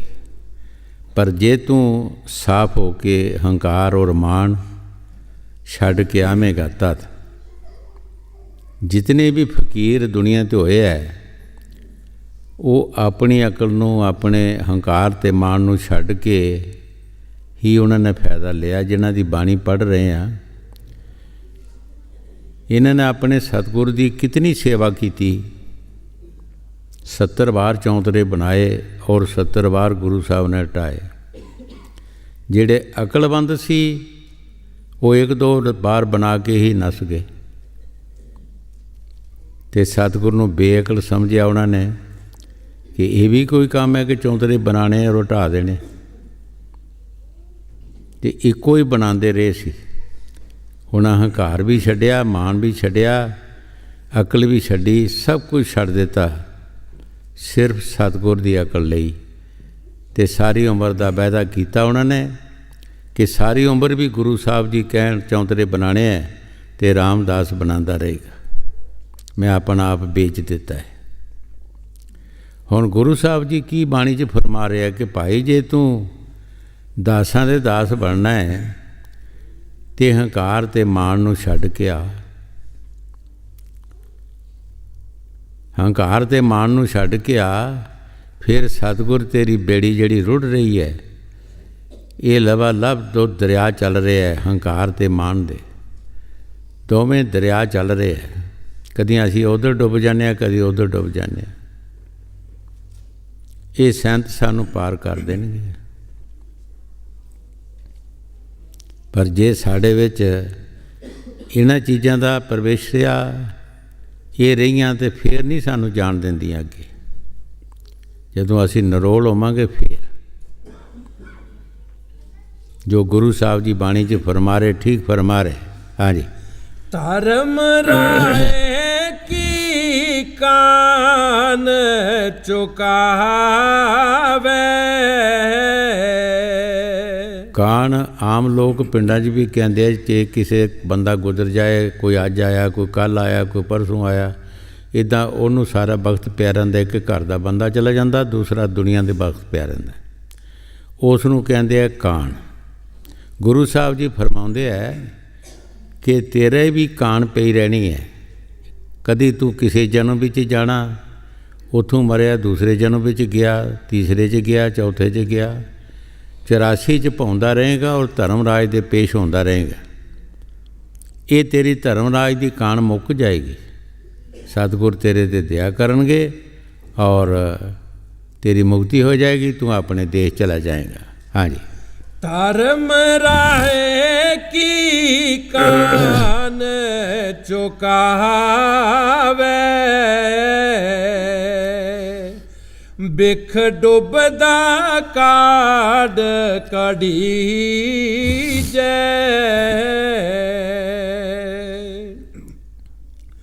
ਪਰਮ ਸੂਕੇ ਬਹੁ ਉਬ ਸੁਖ ਕਹੀਏ।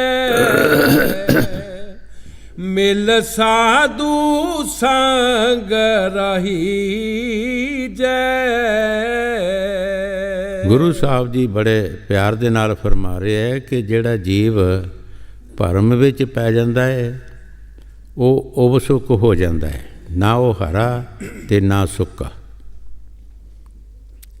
ਇਹ ਆਮ ਜ਼ਿਮੀਂਦਾਰਾਂ ਨੂੰ ਪਤਾ, ਜਿਹੜਾ ਖੇਤੀਬਾੜੀ ਦਾ ਕੰਮ ਕਰਦੇ ਹੈ, ਕਿ ਕਈ ਦਰਖਤ ਐਸੇ ਹੁੰਦੇ ਹੈ ਕਿ ਅੱਧੇ ਸੁੱਕੇ ਹੁੰਦੇ ਆ, ਅੱਧੇ ਹਰੇ ਹੁੰਦੇ ਆ। ਉਹਨਾਂ ਨੂੰ ਕਹਿੰਦੇ ਆ ਉਬਸੁੱਕ। ਉਹਨਾਂ ਦੇ ਵਿੱਚ ਇੱਕ ਬਿਮਾਰੀ ਲੱਗ ਜਾਂਦੀ ਹੈ। ਉਹ ਬਿਮਾਰੀ ਜਿਹੜੀ ਹੌਲੀ ਹੌਲੀ ਉਹਦਾ ਰਸ ਜਿਹੜਾ ਦਰਖਤ ਦਾ ਖਾਂਦੀ ਜਾਂਦੀ, ਉਹ ਦਰਖਤ ਭੁੱਗਾ ਹੋ ਜਾਂਦਾ, ਉਹਦੀ ਕੀਮਤ ਕੋਈ ਨਹੀਂ ਹੁੰਦੀ। ਇਸੇ ਤਰ੍ਹਾਂ ਅਸੀਂ ਵੀ ਜੀਵ ਜਦੋਂ ਪਰਮਾਰਥ ਵਿੱਚ ਚੱਲਦੇ ਹਾਂ, ਤੋ ਅੱਗੋਂ ਅਸੀਂ ਜਿਸ ਤਰ੍ਹਾਂ ਦਰਿਆਵਾਂ ਦੀਆਂ ਲਹਿਰਾਂ ਦੇਖ ਕੇ ਵਾਪਸ ਆ ਜਾਂਦੇ ਹਾਂ। ਕੋਈ ਬੰਦਾ ਦਰਿਆ ਟੱਪਣਾ ਸ਼ੁਰੂ ਕਰਦਾ ਹੈ, ਦਰਿਆ ਦੀ ਲਹਿਰ ਦੇਖ ਕੇ ਪਿੱਛੇ ਹੋ ਜਾਂਦਾ, ਫਿਰ ਦਲੇਰੀ ਕਰਦਾ, ਫਿਰ ਅੱਗੇ ਚਲਾ ਜਾਂਦਾ, ਫਿਰ ਵਾਪਸ ਆ ਜਾਂਦਾ ਹੈ। ਇਹ ਹਾਲਤ ਸਾਡੀ ਹੁੰਦੀ ਹੈ। ਅਸੀਂ ਵੀ ਭਰਮ ਵਿੱਚ ਪਏ ਰਹਿੰਦੇ ਹਾਂ, ਅਸੀਂ ਵੀ ਉਬਸੁਕ ਹੋ ਜਾਂਦੇ ਹਾਂ। ਨਾ ਅਸੀਂ ਰਵਾਰ ਅਤੇ ਨਾ ਪਾਰ, ਨਾ ਅੱਗੇ ਗਏ ਅਤੇ ਨਾ ਪਿੱਛੇ ਰਹੇ ਵੀ ਦਰਿਆ ਦੇ ਵਿੱਚ, ਤੁਰੇ ਵੀ ਰਹੇ, ਲੇਕਿਨ ਸਾਡਾ ਸਫ਼ਰ ਮੁੱਕਾ ਨਹੀਂ। ਆਸ਼ਿਕ ਜਿਹੜੇ ਮਾਲਕ ਦੇ ਪਿਆਰੇ ਹੈ, ਜਿਸ ਤਰ੍ਹਾਂ ਬਾਣੀ 'ਚ ਫਰਮਾਇਆ, ਸਾਧ ਕੋ ਮਿਲਨ ਜਾਈਏ ਸਾਥ ਨਾ ਲੀਜੇ ਕੋਏ, ਪਿੱਛੇ ਪਉ ਨਾ ਦੀਜੀਏ ਅੱਗੇ ਹੋਏ ਤੇ ਹੋਏ। ਭਾਈ ਜੇ ਤੂੰ ਸਾਧੂ ਨੂੰ ਮਿਲਣ ਜਾਣਾ ਹੈ, ਫਿਰ ਤੂੰ ਪਿੱਛੇ ਨਾ ਪੈਰ ਕਰ, ਫਿਰ ਤੂੰ ਅੱਗੇ ਨੂੰ ਕਰ। ਫਿਰ ਕੋਈ ਵੀ ਫੁਰਨਾ ਨਾ ਮਨ 'ਚ ਲਿਆ, ਕੋਈ ਵੀ ਖਿਆਲ ਨਾ ਲਿਆ, ਤੁਰਨ ਵਾਲੀ ਗੱਲ ਕਰ। ਤੂੰ ਇੱਕ ਦਿਨ ਜ਼ਰੂਰ ਆਪਣੇ ਮਕਸਦ ਮੰਜ਼ਿਲ ਪਰ ਪਹੁੰਚ ਜਾਏਗਾ ਔਰ ਤੇਰਾ ਕੰਮ ਹੋ ਜਾਏਗਾ। ਤੁਰਿਆ ਪਹੁੰਚ ਜਾਂਦਾ ਹੈ, ਬੈਠਾ ਨਹੀਂ ਪਹੁੰਚ ਸਕਦਾ। ਜੋ ਗੁਰੂ ਸਾਹਿਬ ਜੀ ਬਾਣੀ 'ਚ ਫਰਮਾ ਰਹੇ, ਠੀਕ ਫਰਮਾ ਰਹੇ। ਹਾਂਜੀ, ਪਰਮ ਸੁਖੇ ਬਹੁ ਉਬਸੁਕ ਕਹੀਐ, ਮਿਲ ਸਾਧੂ ਸੰਗ ਹਰੀ ਜੈ, ਤਾਤੇ ਬਿਮਲ ਪਲਟਿਲ ਮਤ ਕੀ ਜੈ, ਜਾਏ ਸਾਧੂ ਚਰਨ ਲਗੀ ਜੈ। ਗੁਰੂ ਸਾਹਿਬ ਜੀ ਬੜੇ ਪਿਆਰ ਦੇ ਨਾਲ ਫਰਮਾ ਰਿਹਾ ਹੈ, ਅਗਰ ਅਸੀਂ ਸੁੱਕੇ ਹੀ ਹਰੇ ਹੋ ਸਕਦੇ ਹਾਂ ਤਾਂ ਫਿਰ ਸਾਨੂੰ ਢਿੱਲ ਨਹੀਂ ਕਰਨੀ ਚਾਹੀਦੀ। ਜਲਦੀ ਤੋਂ ਜਲਦੀ ਸਾਨੂੰ ਸਾਧੂਆਂ ਦੀ ਸੰਗਤ ਕਰਨੀ ਚਾਹੀਦੀ। ਜਿਸ ਤਰ੍ਹਾਂ, ਕਿਉਂਕਿ ਸਾਧੂ ਸਾਨੂੰ ਹਰਾ ਕਿੱਦਾਂ ਕਰਦੇ ਹੈ, ਉਹ ਆਪ ਹਰੇ ਹੁੰਦੇ ਹੈ, ਉਹਨਾਂ ਵਿੱਚ ਜਤ ਸਤ ਹੁੰਦਾ ਹੈ, ਉਹਨਾਂ ਦੀ ਸ਼ਬਦ ਦੀ ਕਮਾਈ ਹੁੰਦੀ ਹੈ। ਉਹ ਸਾਨੂੰ ਵੀ ਉਸ ਦਾ ਪਾਣੀ ਦੇ ਕੇ ਸਾਡੇ ਕੋਲੋਂ ਵੀ ਕਰਾ ਕੇ ਉਹਨੂੰ ਹਰਾ ਕਰ ਦਿੰਦੇ। ਜਦੋਂ ਪੂਰਨ ਭਗਤ ਨੂੰ ਗੋਰਖਨਾਥ ਨੇ ਕਿਹਾ ਕਿ ਜਾ ਹੁਣ ਆਪਣੇ ਸ਼ਹਿਰ ਵਿੱਚ, ਤੇਰਾ ਜੋਗ ਜਿਹੜਾ ਹੈ ਪੂਰਾ ਹੋ ਗਿਆ, ਅਤੇ ਜਿਸ ਜਿਹੜਾ ਬਾਗ ਸੀ ਉਹਨਾਂ ਦਾ, ਉਹ ਬਾਗ ਜਦੋਂ ਪੂਰਨ ਗਿਆ ਸੀ ਅਤੇ ਬਾਗ ਸੁੱਕ ਗਿਆ ਸੀ, ਸਾਰਾ ਬਾਗ ਸੁੱਕ ਗਿਆ ਸੀ। ਜਦੋਂ ਉਸ ਬਾਗ ਦੇ ਵਿੱਚ ਆ ਕੇ ਡੇਰਾ ਲਾਇਆ ਤਾਂ ਸਾਰਾ ਬਾਗ ਹਰਾ ਹੋ ਗਿਆ ਸੀ। ਇਤਿਹਾਸ ਦੱਸਦਾ ਹੈ, ਇਤਿਹਾਸ ਇਹ ਦੱਸਦਾ ਹੈ ਕਿ ਉਹ ਬਾਗ ਸਾਰਾ ਹੀ ਹਰਾ ਹੋ ਗਿਆ ਸੀ। ਕਿਉਂ? ਉਹ ਵੀ ਜਤ ਸਤ ਵਾਲਾ ਸੀ। ਜਦੋਂ ਲੂਣਾ ਨੇ ਉਹਦੇ ਬੇਈਮਾਨੀ ਕੀਤੀ, ਮਨ ਫਿਰਿਆ ਲੂਣਾ ਦਾ, ਉਸ ਵੇਲੇ ਵੀ ਉਸਨੇ ਕਿਹਾ ਸੀ, ਪੂਰਨ ਨੇ ਕਿਹਾ ਸੀ, ਕਾਦਰ ਯਾਰ ਜਾਂ ਸੀਲਾਂ ਦੇ ਅਸੀਂ ਜਾਏ, ਕੋਈ ਯਾਦ ਕਮਜਾਤ ਬੇਸ਼ਰਮ ਨਹੀਂ। ਉਸਨੇ ਆਪਣੀ ਮਾਤਾ ਨੂੰ ਕਿਹਾ ਕਿ ਮੈਨੂੰ ਕੋਈ ਬੇਸ਼ਰਮ ਨਾ ਸਮਝਿਆ, ਤੂੰ ਜਿਹੜੀ ਗੱਲ ਤੂੰ ਕਹਿਣ ਡਈ ਹੈ ਮੈਂ ਨਹੀਂ ਇਹ ਸਮਝਦਾ। ਬੇਈਮਾਨ ਹੋ ਗਈ। ਤਦ ਉਹਨੇ ਹੱਥ ਪੈਰ ਉਹਦੇ ਟਿਕਾ ਦਿੱਤੇ। ਇਹ ਵੀ ਪਿਛਲਾ ਇੱਕ ਸਰਾਪ ਸੀ, ਬਹੁਤ ਲੰਬੀ ਸਾਖੀ ਹੈ। ਜੇ ਇੱਕ ਬਾਗ ਦਰਖਤ ਹਰਾ ਹੋ ਸਕਦਾ ਹੈ, ਅਤੇ ਕਿਆ ਸਾਧੂ ਵੀ, ਜੇ ਸਾਧੂ ਜਤ ਸਤ ਵਾਲਾ ਹੋਵੇ ਅਤੇ ਜੇ ਸਿੱਖ ਉਹਦੀ ਸੰਗਤ ਕਰੇ, ਉਹਦਾ ਕਹਿਣਾ ਮੰਨੇ, ਅਤੇ ਕੀ ਉਹ ਨਹੀਂ ਹਰਾ ਹੋ ਸਕਦਾ? ਉਹ ਵੀ ਹਰਾ ਹੋ ਸਕਦਾ। ਇੱਕ ਸੋਚਣ ਵਾਲੀ ਗੱਲ ਹੈ। ਇਤਿਹਾਸ ਦੱਸ ਰਿਹਾ ਹੈ ਕਿ ਉਹ ਬਾਗ ਹਰਾ ਹੋ ਗਿਆ ਸੀ, ਔਰ ਜਦੋਂ ਉਹਦੀ ਮਾਤਾ ਅਸ਼ਨਾ ਆਈ ਸੀ, ਉਹ ਅੰਨੀ ਹੋਈ ਸੀ ਰੋ ਰੋ ਕੇ ਪੁੱਤਰ ਦੇ ਵਿਯੋਗ ਵਿੱਚ। ਅਤੇ ਜਦੋਂ ਲੋਕਾਂ ਨੇ ਦੱਸ ਪਾਈ ਕਿ ਬਾਗ ਹਰਾ ਹੋ ਗਿਆ, ਕੋਈ ਸਾਧੂ ਆਇਆ, ਜਾ ਤੂੰ ਵੀ ਦਰਸ਼ਨ ਕਰ, ਮਾ ਤੈਨੂੰ ਅੱਖਾਂ ਮਿਲ ਜਾਣ। ਅਤੇ ਜਦੋਂ ਉਹ ਆਈ ਅਤੇ ਉਹ ਪੂਰਨ ਜਦੋਂ ਬੋਲਿਆ, ਅਤੇ ਉਹ ਫਿਰ ਉਸਨੇ ਕਿਹਾ ਕਿ ਅੱਖੀਂ ਦਿਸੇ ਤਾਂ ਪੁੱਤ ਨੂੰ ਦੇਖ ਲੈਵਾਂ, ਬੋਲੀ ਵੱਲੋਂ ਮੈਂ ਪੁੱਤ ਜਮਾਇਆ। ਉਸ ਨੇ ਕਿਹਾ ਕਿ ਜਿਹੜੀ ਬੋਲੀ ਹੈ ਇਹ ਮੇਰੇ ਪੁੱਤ ਦੀ ਹੈ, ਪੂਰਨ ਦੀ ਹੈ। ਫਿਰ ਉਹਨੂੰ ਪਾਣੀ ਦਾ ਛੱਟਾ ਮਾਰਿਆ ਸੀ, ਉਹਦੀਆਂ ਅੱਖਾਂ ਠੀਕ ਹੋ ਗਈਆਂ। ਇਸ ਵਾਸਤੇ ਜਦ ਸਤ ਜਿਹੜਾ ਹੈ, ਕੋਈ ਵੀ ਸਾਧੂ ਹੋਵੇ, ਹਿੰਦੂ ਹੋਵੇ, ਮੁਸਲਮਾਨ ਹੋਵੇ, ਉਹਦੀ ਸੰਗਤ ਅਸੀਂ ਕਰਾਂਗੇ ਤੇ ਅਸੀਂ ਵੀ ਹਰੇ ਹੋ ਜਾਵਾਂਗੇ। ਸਾਨੂੰ ਕਾਮ, ਕ੍ਰੋਧ, ਮੋਹ, ਲੋਭ, ਹੰਕਾਰ ਸਾਡੇ ਅੰਦਰ ਜਿਹੜੀਆਂ ਤਾਕਤਾਂ ਨੇ ਸਾਨੂੰ ਸੁਕਾ ਰਹੀਆਂ ਨੇ, ਸਾਨੂੰ ਬਰਬਾਦ ਕਰ ਰਹੀਆਂ ਨੇ, ਉਹ ਇਹਨਾਂ 'ਤੇ ਸਭ ਤੋਂ ਪਹਿਲਾਂ ਕੰਟਰੋਲ ਕਰਦੇ ਆ। ਹਾਂਜੀ। ਤਾਤੇ ਬਿਲਮ ਅਬ ਢਿਲ ਮਤ ਕੀਜੈ, ਜਾਏ ਸਾਧੂ ਚਰਨ ਲਗੀਜੈ।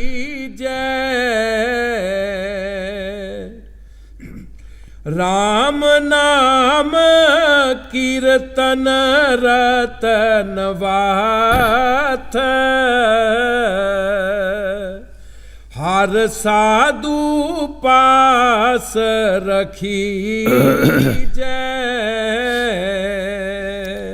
ਗੁਰੂ ਸਾਹਿਬ ਜੀ ਬੜੇ ਪਿਆਰ ਦੇ ਨਾਲ ਫਰਮਾ ਰਹੇ ਹੈ ਕਿ ਜਿਸ ਚੀਜ਼ ਦੀ ਅਸੀਂ ਮੰਗ ਕਰ ਰਹੇ ਹਾਂ ਉਹ ਹੈ ਕਿੱਥੇ ਹੈ, ਸਾਨੂੰ ਕਿੱਥੋਂ ਮਿਲੇਗੀ? ਕਿਸੇ ਦੁਕਾਨ ਤੋਂ ਮਿਲ ਸਕਦੀ ਹੈ, ਕਿਸੇ ਜੰਗਲਾਂ ਪਖਾੜਾਂ ਤੋਂ, ਜਾਂ ਕਿਸੇ ਤੀਰਥ ਤੋਂ।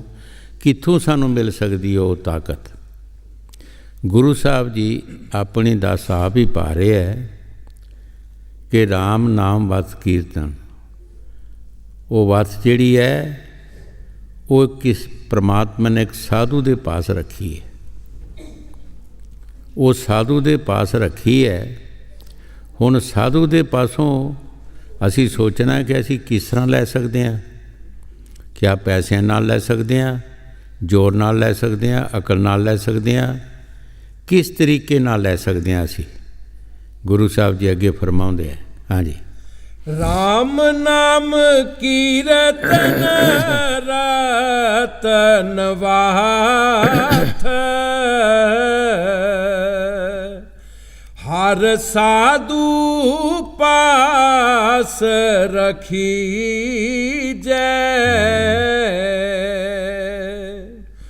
ਜੋ ਬਚਨ ਗੁਰ ਸਤ ਸਤ ਕਰ ਮਾਨੈ, ਤਿਸ ਆਗੇ ਕਾਢ ਤਰੀਜੈ। ਸੰਤਾਂ ਦੀ ਬਾਣੀ ਮੁਸ਼ਤਰਕਾ ਹੈ, ਉਹ ਕਿਸੇ ਦਾ ਨਾਂ ਨਹੀਂ ਲੈਂਦੇ। ਜੋ ਬਚਨ ਸਤ ਸਤ ਕਰ ਮਾਨੇ, ਉਹਨਾਂ ਕਿਸੇ ਦਾ ਨਾਂ ਨਹੀਂ ਲਿਆ। ਜੋਤ ਕਿਹਾ ਹੈ, ਜੋ ਵੀ ਉਹਨਾਂ ਦਾ ਬਚਨ ਮੰਨੇਗਾ ਔਰ ਜੋ ਕੰਮ ਦੱਸਣ ਸੋ ਕਰੇਗਾ, ਉਹਦੇ ਅੱਗੇ ਉਹ ਕੱਢ ਕੇ ਰੱਖ ਦੇਣਗੇ। ਉਹ ਦੌਲਤ ਜਿਹੜੀ ਹੈ ਉਹ ਸਾਨੂੰ ਅਕਲ ਨਾਲ ਨਹੀਂ ਮਿਲ ਸਕਦੀ, ਪੈਸਿਆਂ ਨਾਲ ਨਹੀਂ ਮਿਲ ਸਕਦੀ, ਜ਼ੋਰ ਨਾਲ ਨਹੀਂ ਮਿਲ ਸਕਦੀ, ਬਚਨ ਮੰਨਣ ਨਾਲ ਮਿਲ ਸਕਦੀ ਹੈ। ਗੁਰੂ ਸਾਹਿਬ ਨੇ ਆਪ ਆਪਣੇ ਸਤਿਗੁਰ ਦਾ ਬਚਨ ਮੰਨਿਆ ਔਰ ਬਚਨ ਮੰਨ ਕੇ ਜੋ ਵੀ ਉਹਨਾਂ ਕੰਮ ਦੱਸਿਆ ਸੋ ਕੀਤਾ ਹੈ ਔਰ ਉਸ ਦੌਲਤ ਨੂੰ ਲੈ ਲਿਆ। ਹਾਂਜੀ। ਜੋ ਬਚਨ ਗੁਰ ਸਤ ਸਤ ਕਰ ਮਾਨੈ, ਤਿਸ ਆਗੇ ਕਾਢ ਤਰੀਜੈ।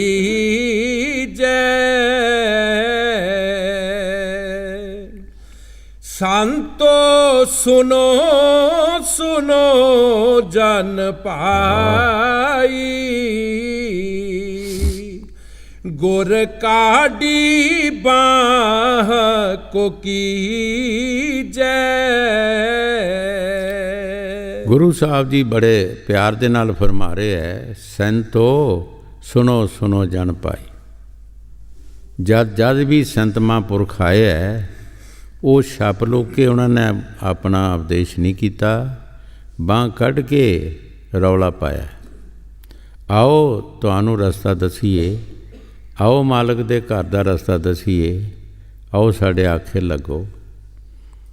सारे संत महापुरख जितने भी आए दुनिया ते उन्होंने यही रौला पाया कि आओ तुहानूं दसीए रस्ता, किस रस्ते तुसीं जा रहे हो और मालक दे घर पहुँचण वास्ते किहड़ा रस्ता है, आओ साढ़े पास असीं तुहानूं समझाइए। लेकिन असीं समझे नहीं। गुरु नानक देव जी महाराज जदों अपने वक्त पर आए तो उन्होंने असी लोगों ने कुराइए किया, दुनिया ने कुराइए किया कि कुराए पाते है, इन्हां दे लागे नहीं जाना। मरदाने नूं इस वास्ते उन्हें रखिया सी लागे नाल कि मरदाना सितार बजांदा हुंदा सी ते शब्द पढ़दा सी, सुर बड़ी अच्छी सी। लोकी बाहरली आवाज़ ते बड़े मस्त रहिंदे है। हुण भी तुसीं कुदै ढोल बजाओ तो सारी दुनिया इकट्ठी हो जाती है, भावें कख भी नहीं होवे अगे।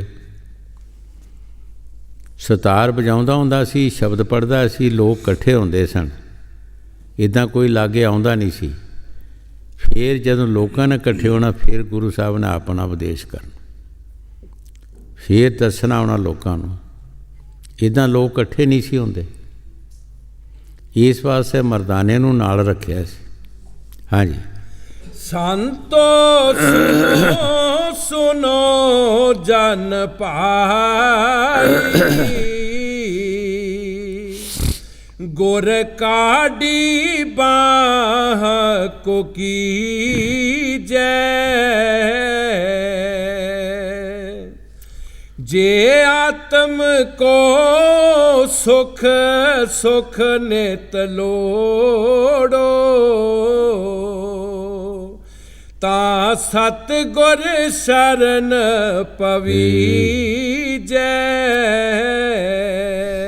महाराज चौथी पातशाही जो कुछ भी उन्होंने आप किया है वही उपदेश दे रहे, वही समझा रहे है। अगर जे तुसी अपनी आत्मा नूं सुखी रखना चाहते हो फिर सतगुर दी शरण विच आओ। आत्म घाती महापापी, जदों असी खोटे कर्म करते हैं तो सज़ा साड़ी आत्मा नूं पैनी है। असी अपनी आत्मा का आप ही घात करते हैं। अगर असी सुखी रखना है तो फिर सानू संतां महापुरुषां की सपोर्ट चाहिए है, उन्हां दी संगत चाहिए है। वो सानू नेक पाक सलाह दसणगे, अच्छे काम करने वास्ते सानू कहणगे, भजन सिमरन करने वास्ते सानू प्रेरणा देणगे, जिहदे विच सानू सुख मिल जाएगा। हाँ जी। जे आत्म को सुख सुख नित लोड़ो, ता सतगुर शरण पवीजै।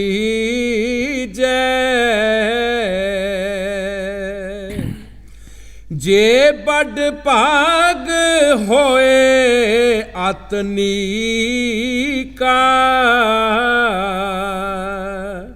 ता गुरमत नाम दिरड़ी जै।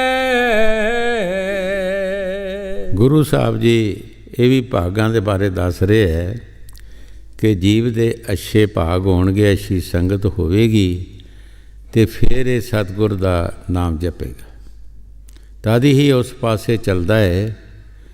ये संगत भी सानू लैके बह जाती है। संगत दे मनसर सब कुछ है। जे माड़ी संगत मिल जाए तो सानू लैके बह जाओ, माड़े पासे लै जाओ। अगर सानू अच्छी संगत मिल जाएगी सानू अच्छे पासे ते लै जाएगी।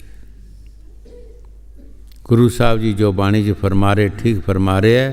साढ़े भाग जदों बनने अच्छी संगत नाल बनने, माड़ी संगत नाल साढ़े भाग नहीं बन सकते। माड़ी संगत नाल साढ़े भाग बने हुए कैंसल हो सकते हैं, जाने बन नहीं सकते। माड़े कर्म करके तुसी सोचो, एक माड़ा कर्म करके बंदा जेल च चला जाता, जिहड़ा नहीं करता वो तो नहीं जाता। इत्थे ही विचार कर लो, जेल विच चला जाता है। कोई भी माड़ा कर्म करता है बंदा, कोई भी है, भावें चोरी ठगी करता है, कोई करता है, जिहड़ा नहीं करता वो तो नहीं जाता। ਇੱਕ ਫਾਂਸੀ ਚੜ੍ਹ ਜਾਂਦਾ ਹੈ, ਇੱਕ ਜਿਹੜਾ ਨਹੀਂ ਕਰਦਾ ਉਹ ਨਹੀਂ ਚੜ੍ਹਦਾ ਹੈਗਾ। ਇੱਕ 84 ਵੀ ਜਾ ਕੇ ਕੁੱਤੇ ਬਿੱਲੇ ਕੀੜੇ ਮਕੌੜੇ ਬਣਨਾ, ਪਸ਼ੂ ਪਰਿੰਦੇ ਬਣਨਾ ਹੈ। ਜਿਹੜਾ ਨਹੀਂ, ਜਿਹੜਾ ਬੰਦਗੀ ਕਰਦਾ ਹੈ ਉਹ ਆਪਣੇ ਦੇਸ਼ ਚਲਾ ਜਾਂਦਾ, 84 ਦਾ ਚੱਕਰ ਖਤਮ ਹੋ ਜਾਂਦਾ ਹੈ। ਇਹ ਸੰਗਤ ਦੇ ਮਨਸਰ ਹੈ ਸਭ ਕੁਛ। ਜੈਸੀ ਜੈਸੀ ਸੰਗਤ ਮਿਲਦੀ ਹੈ ਐਸੇ ਬੰਦਾ ਕੰਮ ਕਰਨਾ ਸ਼ੁਰੂ ਕਰ ਦਿੰਦਾ ਹੈ, ਉਹਨਾਂ ਕੰਮਾਂ ਦਾ ਫਲ ਫਿਰ ਉਸੇ ਤਰ੍ਹਾਂ ਮਿਲਦਾ ਹੈਗਾ। ਹਾਂਜੀ। ਜੇ ਬੜ ਭਾਗ ਹੋਏ ਅਤਨੀ ਕਾ, ਤਾ ਗੁਰਮਤਿ ਨਾਮ ਦਰੜੀ ਜੈ। ਸਭ ਮਾਇਆ ਮੋਹ ਬਿਖਮ ਜਗ ਤਰੀਐ, ਸਹਜੇ ਹਰ ਰਸ ਪੀਜੈ। ਗੁਰੂ ਸਾਹਿਬ ਜੀ ਸਹਿਜੇ ਦੱਸ ਰਹੇ ਹੈ, ਇਹ ਜਲਦਬਾਜ਼ੀ ਦਾ ਕੰਮ ਨਹੀਂ। ਇਹ ਸਾਰੇ ਇਸ ਦੇ ਕਰਮ ਨਾਸ਼ ਹੋ ਜਾਣਗੇ ਜਦੋਂ ਬੰਦਗੀ ਕਰੇਗਾ। ਆਸਤੇ ਆਸਤੇ ਇਹਦੇ ਕਰਮ ਨਾਸ਼ ਹੋਣਗੇ, ਅੱਛੇ ਕਰਮ ਬਣਨਾ ਸ਼ੁਰੂ ਹੋ ਜਾਣਗੇ। ਇਹ ਫਿਰ ਸਹਿਜੇ ਸਹਿਜੇ ਹੀ ਇਸ ਨੂੰ ਉਹ ਤਾਕਤ ਮਿਲੇਗੀ। ਕਈ ਵਾਰ ਅੱਗੇ ਵੀ ਦੱਸਿਆ, ਤੁਸੀਂ ਕਿਸੇ ਵੀ ਵਾਰ ਪੌਦੇ ਵੱਲ ਧਿਆਨ ਲੈ ਜਾਓ, ਕਿਸੇ ਪਸ਼ੂ ਵੱਲ ਧਿਆਨ ਲੈ ਜਾਓ, ਕਿਸੇ ਹੋਰ ਚੀਜ਼ ਵੱਲ। ਕਿਸੇ ਪੌਦੇ ਨੂੰ ਅਸੀਂ ਲਗਾਉਂਦੇ ਹਾਂ, ਅਸੀਂ ਉਸੇ ਵਕਤ ਉਹਦਾ ਫਲ ਨਹੀਂ ਖਾਂਦੇ, ਉਹਦੀ ਸਾਨੂੰ ਸੇਵਾ ਕਰਨਾ ਪਏਗੀ। ਔਰ ਸਾਨੂੰ ਪਸ਼ੂਆਂ ਤੋਂ ਬਚਾਉਣਾ ਪਏਗਾ, ਕੋਈ ਪਸ਼ੂ ਨਾ ਉਹਨੂੰ ਖਾ ਜਾਏ, ਫਿਰ ਵੀ ਸਮਾਂ ਲੱਗ ਜਾਂਦਾ ਹੈਗਾ। ਜੇ ਪਸ਼ੂ ਉਸ ਪੌਦੇ ਨੂੰ ਉਤੋਂ ਖਾ ਜਾਏਗਾ ਫਿਰ ਉਹਦੇ ਪੌਂਗਣ ਵਾਸਤੇ ਬਹੁਤ ਸਮਾਂ ਲੱਗਦਾ ਹੈ।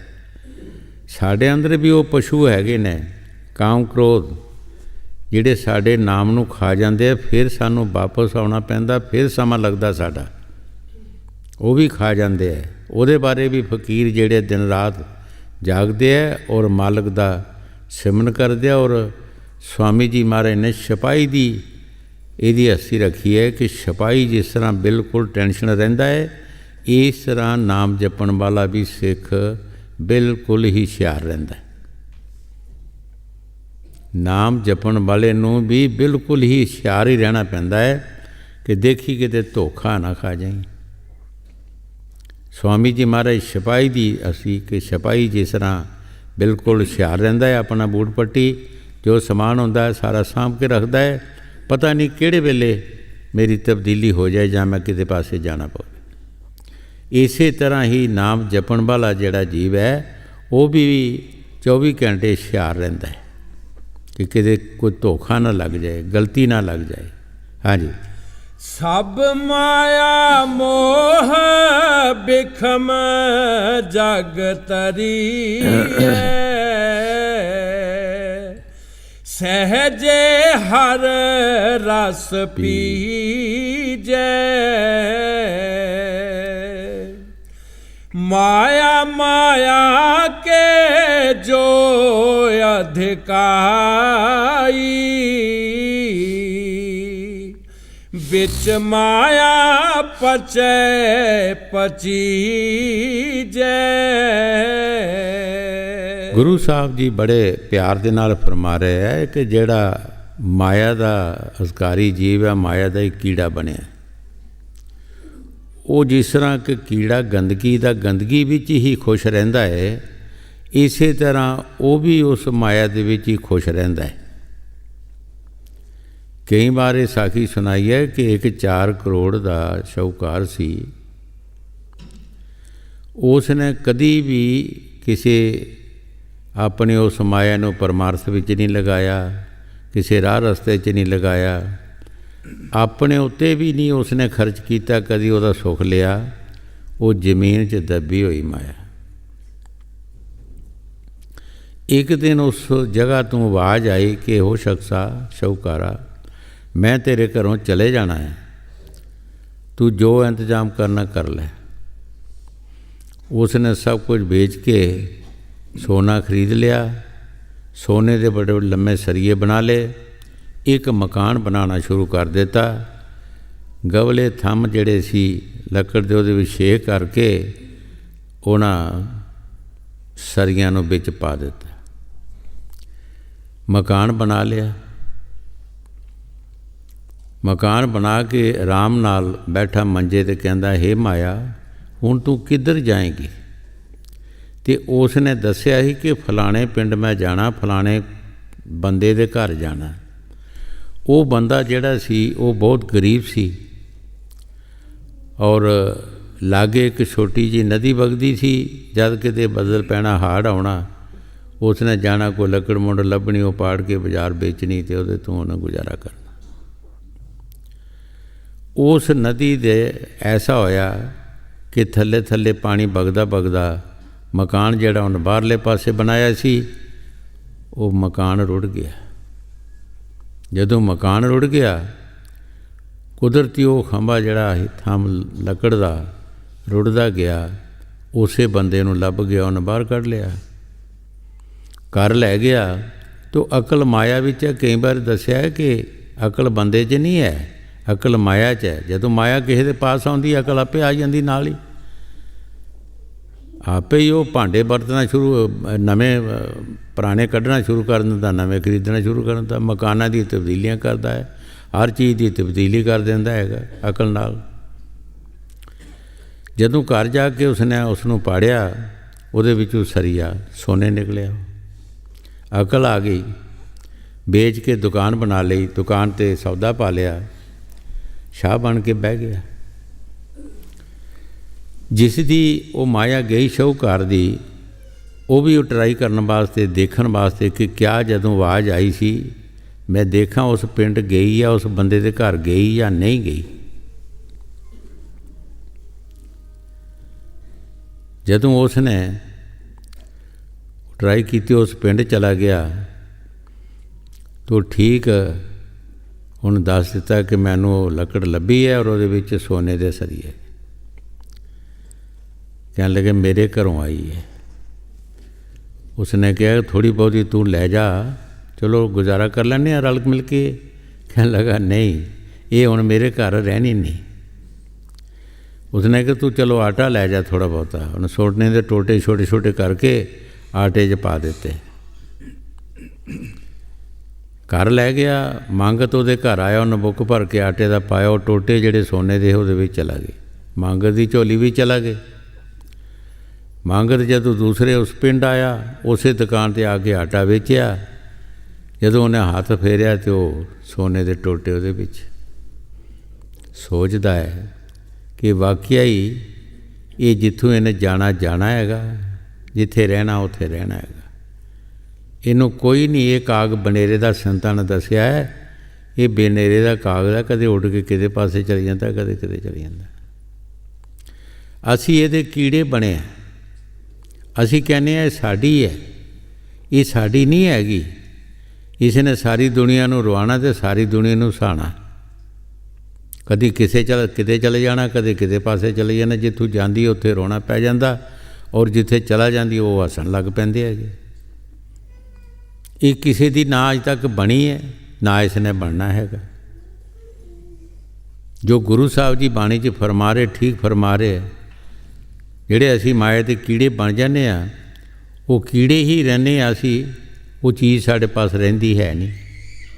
ਹਾਂਜੀ, ਮਾਇਆ ਮਾਇਆ ਕੇ ਜੋ ਅਧਿਕਾਈ,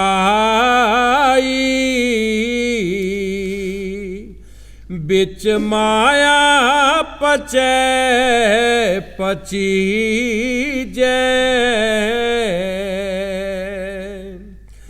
ਅਗਿਆਨ ਅੰਧੇਰ ਮਹਾਪੰਥ ਬਿਖੜਾ,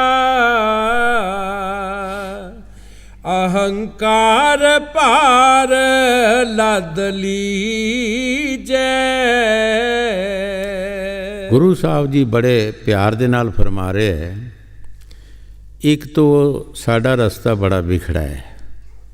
ਇੱਕ ਅਸੀਂ ਅੱਖਾਂ ਤੋਂ ਅੰਨੇ ਹਾਂ, ਇੱਕ ਅਸੀਂ ਹੰਕਾਰ ਦੀ ਪੰਡ ਸਿਰ 'ਤੇ ਚੁੱਕੀ ਹੈ। ਗੁਰੂ ਸਾਹਿਬ ਜੀ ਫਰਮਾਉਂਦੇ, ਕਿਆ ਤੂੰ ਆਪਣੀ ਮੰਜ਼ਿਲੇ ਮਕਸੂਦ 'ਤੇ ਪਹੁੰਚੇਗਾ? ਕੋਈ ਵੀ ਇਨਸਾਨ ਹੈ, ਇੱਕ ਰਸਤਾ ਵਿਖੜਾ ਹੁੰਦਾ ਹੈ, ਅੱਖਾਂ ਤੋਂ ਅੰਨਾ ਹੋਵੇ, ਸਿਰ 'ਤੇ ਵਜਨ ਹੋਵੇ, ਕਿਆ ਉਹ ਆਪਣੀ ਮੰਜ਼ਿਲ 'ਤੇ ਜਾ ਸਕਦਾ ਹੈ? ਇਹ ਸਾਡੀ ਹਾਲਤ ਗੁਰੂ ਸਾਹਿਬ ਜੀ ਫਰਮਾ ਰਹੇ ਹੈ। ਇੱਕ ਅਸੀਂ ਆਪ ਗਿਆਨੀ ਹਾਂ, ਇੱਕ ਸਾਡੇ ਸਿਰ 'ਤੇ ਹੰਕਾਰ ਦੀ ਪੰਡ ਪਈ ਹੈਗੀ, ਹੰਕਾਰੀ ਹੈ। ਇੱਕ ਰਸਤਾ ਵਿਖੜਾ ਹੈ। ਕਿਆ ਅਸੀਂ ਆਪਣੇ ਦੇਸ਼ ਜਾ ਸਕਦੇ ਹਾਂ ਇਹਨਾਂ ਚੀਜ਼ਾਂ ਦੇ ਨਾਲ? ਭਾਈ ਸਾਨੂੰ ਆਪ ਗਿਆਨ ਜਿਹੜਾ ਹੈ ਇਹਨੂੰ ਖਤਮ ਕਰਨਾ ਪਏਗਾ, ਸਾਨੂੰ ਗਿਆਨੀ ਬਣਨਾ ਪਏਗਾ। ਗਿਆਨ ਧਿਆਨ ਤੁਨ ਜਾਣੀਏ ਕਥ ਕਹਾਵੇ ਸੋਏ। ਗਿਆਨ ਗੱਲਾਂ ਦਾ ਨਹੀਂ, ਜਦੋਂ ਸਾਡਾ ਧਿਆਨ ਪੂਰਾ ਮੁਰਸ਼ਿਦ ਦੀ ਤਰਫ ਹੋਏਗਾ, ਸਾਡੇ ਅੰਦਰ ਜਿਹੜੀ ਤੁਣ ਸ਼ਬਦ ਹੈ ਉਹ ਸ਼ਬਦ ਪ੍ਰਗਟ ਹੋ ਜਾਏਗਾ। ਜਦੋਂ ਸ਼ਬਦ ਸਾਡੇ ਅੰਦਰ ਪ੍ਰਗਟ ਹੋਏਗਾ, ਅਸੀਂ ਪੂਰੇ ਗਿਆਨੀ ਤਦ ਬਣ ਸਕਦੇ ਹਾਂ। ਇਹਦਾ ਨਹੀਂ, ਇਹਦਾ ਅਸੀਂ ਗਿਆਨੀ ਨਹੀਂ ਬਣ ਸਕਦੇ। ਜੋ ਗੁਰੂ ਸਾਹਿਬ ਜੀ ਬਾਣੀ 'ਚ ਫਰਮਾ ਰਹੇ, ਠੀਕ ਫਰਮਾ ਰਹੇ ਹੈ। ਹਾਂਜੀ, ਅਗਿਆਨ ਅੰਧੇਰ ਮਹਾਪੰਥ ਬਿਖੜਾ, ਅਹੰਕਾਰ ਭਾਰ ਲੱਦ ਲੀਜੈ, ਸਤਿਗੁਰ ਮਿਲੇ ਤਾਂ ਨਾਮ ਦਿਰੜਾਏ,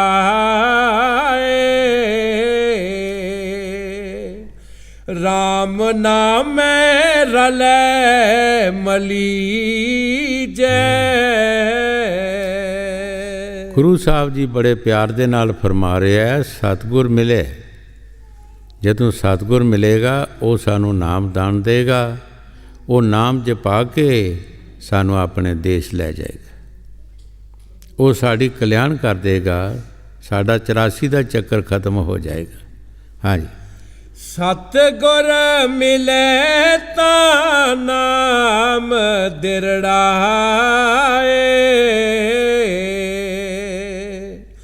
ਰਾਮ ਨਾਮੈ ਰਲੈ ਮਲੀਜੈ, ਨਾਨਕ ਰਾਮ ਰਾਮ ਰਾਮ ਰਾਮ, ਰਾਮ ਰਾਮੈ ਤੇ ਗਤ ਕੀਜੈ। ਗੁਰੂ ਨਾਨਕ ਦੇਵ ਜੀ ਮਹਾਰਾਜ ਸ਼ਬਦ ਸਮਾਪਤ ਕਰਦੇ ਹੋਏ ਬੜੇ ਪਿਆਰ ਦੇ ਨਾਲ ਫਰਮਾ ਰਹੇ ਹੈ ਕਿ ਤੈਨੂੰ ਰਾਮ ਦੇ ਨਾਲ ਇਸ ਤਰ੍ਹਾਂ ਹੀ ਰਮ ਜਾਣਾ ਚਾਹੀਦਾ ਹੈ ਕਿ ਜਿਸ ਤਰ੍ਹਾਂ ਮਿੱਠੇ ਔਰ ਪਾਣੀ ਦਾ ਇੱਕ ਮੇਲ ਹੋ ਜਾਂਦਾ। ਮਿੱਠਾ ਪਾਣੀ ਦੇ ਵਿੱਚ ਘੁਲ ਕੇ ਪਾਣੀ ਬਣ ਜਾਂਦਾ ਔਰ ਉਹਦਾ ਨਾਂ ਤਬਦੀਲ ਹੋ ਜਾਂਦਾ, ਨਾ ਹੀ ਬਦਲ ਜਾਂਦਾ। ਨਾ ਪਾਣੀ ਨੂੰ ਕੋਈ ਪਾਣੀ ਕਹਿੰਦਾ, ਮਿੱਠੇ ਨੂੰ ਮਿੱਠਾ ਨਹੀਂ ਕਹਿੰਦਾ, ਉਹਦਾ ਨਾਂ ਹੀ ਹੋਰ ਬਦਲ ਜਾਂਦਾ। ਫਿਰ ਉਹਦੇ 'ਤੇ ਲੇਬਲ ਲੱਗ ਜਾਂਦੇ, ਫਿਰ ਉਹਦੀ ਕੀਮਤ ਬਣ ਜਾਂਦੀ ਹੈ।